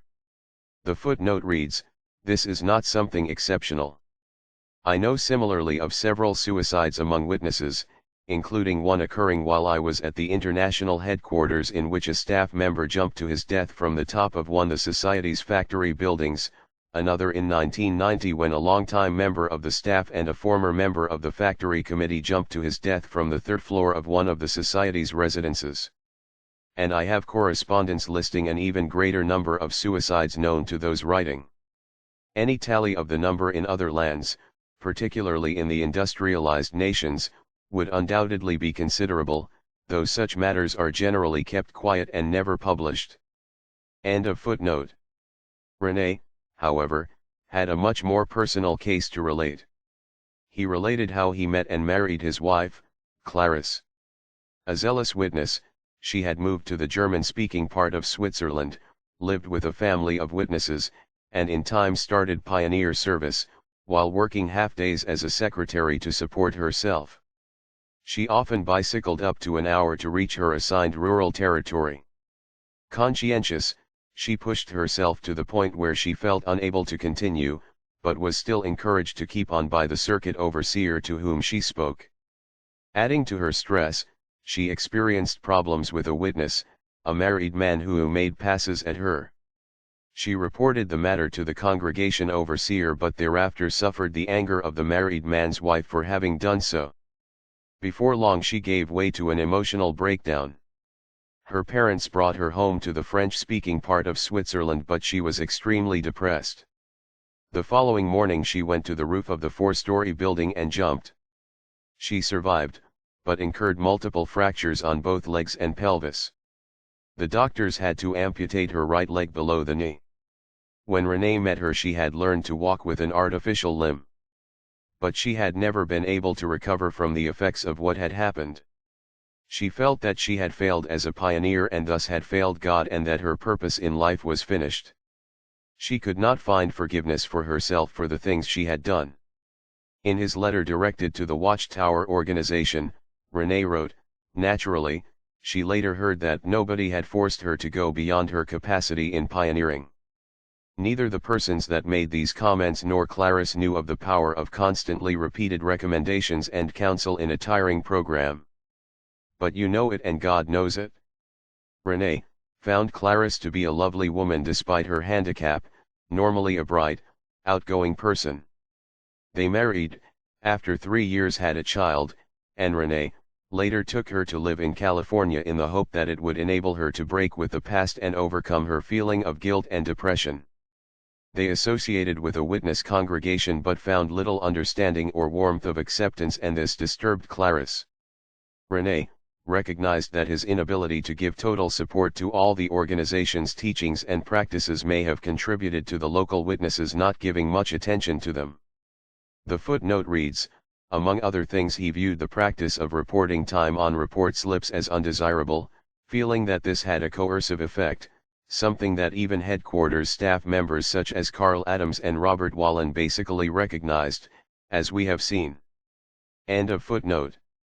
He said he felt that to gain full acceptance he would have had to submit to all teachings without thinking, to become a tape recorder that faithfully repeats everything that it is told. He adds, "I don't know how long I could have taken this without getting depressed myself." Clarice underwent psychiatric treatment for a while in Switzerland and then moved back to the United States, but with only minimal improvement in her feeling of depression. The sense of having failed religiously persisted. Renee offered to move back to Switzerland, but she expressed her preference to stay in California. One night in October 1975 she left for an appointment at Kaiser Hospital. She did not return. The following morning their car was located, parked near the Golden Gate Bridge. Her body was found floating in the waters of the bay by the bridge from which she had jumped. She was 34 years old. I realize that one cannot assign anyone's problems entirely to a single source. Nor did Renee do so, candidly recognizing not only his wife's somewhat fragile emotional makeup, but also his own imperfections and inabilities, wondering what more he might have done. But he also had no doubt there was an underlying factor that worked strongly against all efforts to bring relief to his wife. As he says in his letter to the organization, "I was reaching out with my arms and with my heart towards her. But I do not know how she perceived the world and the people around her. I was not in her shoes and artificial limb. I did not suffer her pain and distress. She was the type of person that could not protect themselves if they are programmed with overlapping and conflicting requirements. I would love to recommend our assembly to unstable and sensitive persons, but I cannot out of the depth of my heart recommend a religion whose pressure nearly killed me, and that, I am convinced, was one of the biggest factors for the tragedy of my wife and others." When approached by Renee, the elders in the California congregation refused to conduct a funeral service, based on their understanding of material about funerals for persons committing suicide in the Watchtower magazine of July 15, 1975, pages 447, 448. They told him they had to protect the good reputation of the congregation. Renee could not see the rightness of such inflexible position. As he wrote, "We don't have to approve of her act. It was wrong, it was a sin. A funeral to me is not an approval of someone's lifestyle, but an act of support and love for the family left behind. I gave her the funeral service myself. I went to the funeral home with my mother. I put a few roses on her body, caressed her for the last time, and then went on my knees and prayed, thanking God for the time we had together, praying that he would remember her in the resurrection. I prayed that he would help me to increase my love and awareness of the needs of the people around me, to help me to raise our child to be a loving, responsible Christian. It may be pointed out that 2 years later, in the June 1, 1977 issue of the Watchtower, an article was published specifically allowing for an elders conducting a funeral of one who had taken his or her life due to extreme despondency or mental derangement. This was not as a result of René Grootman's letter, for it never came to the governing body. Another incident brought discussion of the subject. In advocating a changed viewpoint during the discussion, I recall personally calling attention to David's funeral dirge after the deaths of Saul and Jonathan, in which David included both men in his eulogy, though the wounded Saul, seeking to avoid abuse at the hands of the Philistines, had taken his own life. The footnote reads, 2 Samuel, chapter 1 verse 17 to 27. End of footnote. The change reflected in the above-mentioned Watchtower is good, commendable. The elders in the California congregation, having that material, would undoubtedly have acted differently as a result of it. But I think what needs to be noted is that their actions, their thinking, their feelings were, and probably still are, governed entirely by what the organization says, not by what human compassion and reason and scriptural principles and the example of God's Son would move one to do. In making its change regarding funerals for suicides, the June 1, 1977 Watchtower article presented no scriptural argument as a reason for the change. It simply made the pronouncement that because of such fine purposes being served by a funeral discourse, it seems that a Christian minister could see his way clear to conduct a funeral in such cases. The organization had spoken, and now elders might do what perhaps their own hearts would have normally motivated them to do. If, however, the organization had not spoken, they would not feel free to act in such a compassionate way, would doubtless feel guilty if they did so, would certainly feel concerned about maintaining their eldership if they failed to conform fully to the organizational policy, and bereaved family members would continue to receive the same refusal René received after his wife's tragic death. I am forced to wonder what there is in all this that can in any way be described as spiritually paradisaical. Sometime after his wife's death, René and his small son returned to Switzerland. He had learned that while his wife was undergoing treatment in Switzerland, a man on duty as a frontier guard at Lake Geneva had seen her, fully clothed, walking out into the water and had gone after her, pulling her from the water. Coincidentally, the man's wife had known Clarice as a child. René visited the couple to thank them for what they had then done on his now dead wife's behalf. During the conversation he mentioned that Jehovah's Witnesses did not serve in the army, the reason being that they did not want to kill. The man's wife replied in a way that René has never forgotten. She said, "Sometime we also kill with words." Whether or not the Watchtower president personally saw or read René's letter I cannot say. I know that the letter did not come before the governing body, but that was normal. Whatever the case, the president did not answer it, as it was passed to one of the men on the correspondence desks for reply. I think the overall tone of that reply reflects remarkably that of the expressions made by the congregation elders to whom René appealed. Dear Brother Greatman, your additional letter received last month and addressed to Brother Franz has been directed to the writing department. We note the circumstances leading up to the death of your wife. We regretted very much to learn of the emotional turmoil that led up to what appears to be her taking her own life. While you have drawn certain conclusions, Brother Greatman, as to what influenced her in this regard, we are sure you appreciate that it is very difficult to judge matters when it comes to human emotions and motivation. It is best to leave matters in Jehovah's merciful hands, as we continue to look to him for guidance, knowing that he will judge every situation with the proper balance of mercy and justice.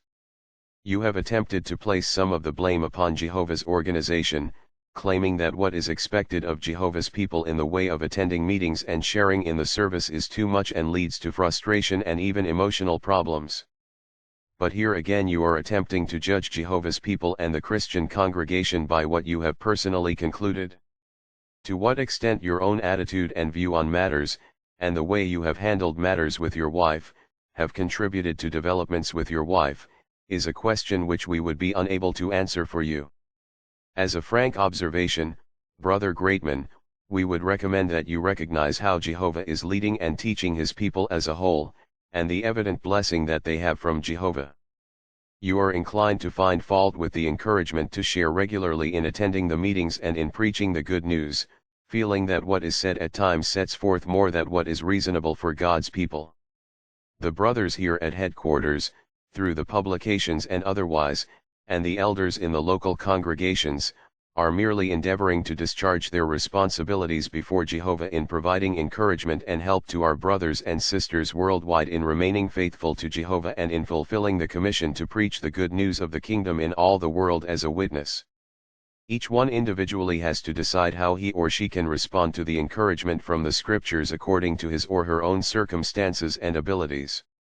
When you honestly appraise the encouragement given, there is no attempt to regiment or control the thinking of the brothers and sisters so as to make them robots. Your claim that the organization is attempting to brainwash or control the thoughts of the brothers is really unfounded.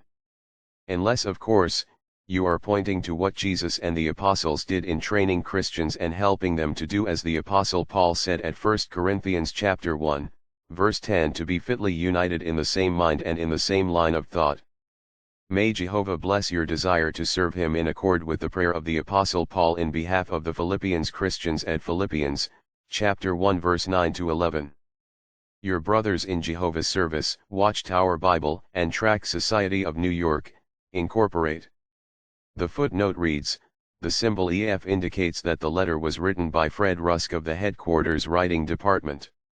End of footnote. This response is almost entirely devoted to justification of the organization's course and, bluntly stated, a put-down for the man who clearly wrote out of concern for a particular kind of persons within the organization and their welfare. The letter by the headquarters staff member contains at most one sentence that might be considered slightly comforting. As Rend mildly expressed it, their reply was not very encouraging to me, left me rather on my own with my questioning and searching for truth and love.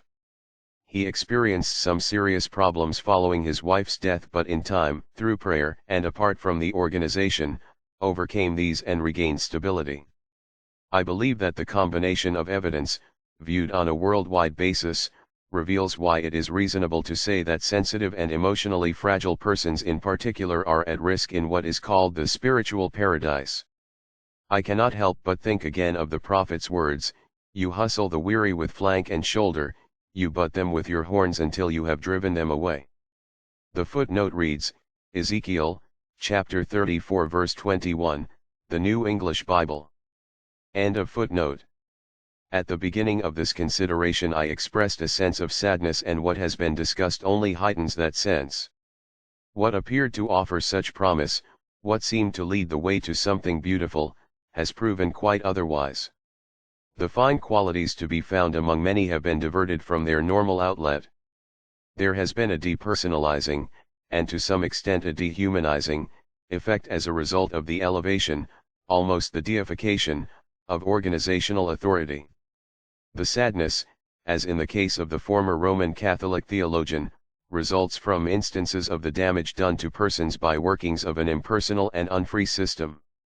Not human interests, not the love of people that moved God to give his Son on their behalf, but the interests of an organization to sustain itself, to implant its essentially denominational views in more and more persons and extend and maintain its authority over them, has in effect slain the idea which gave it birth. End of chapter 16.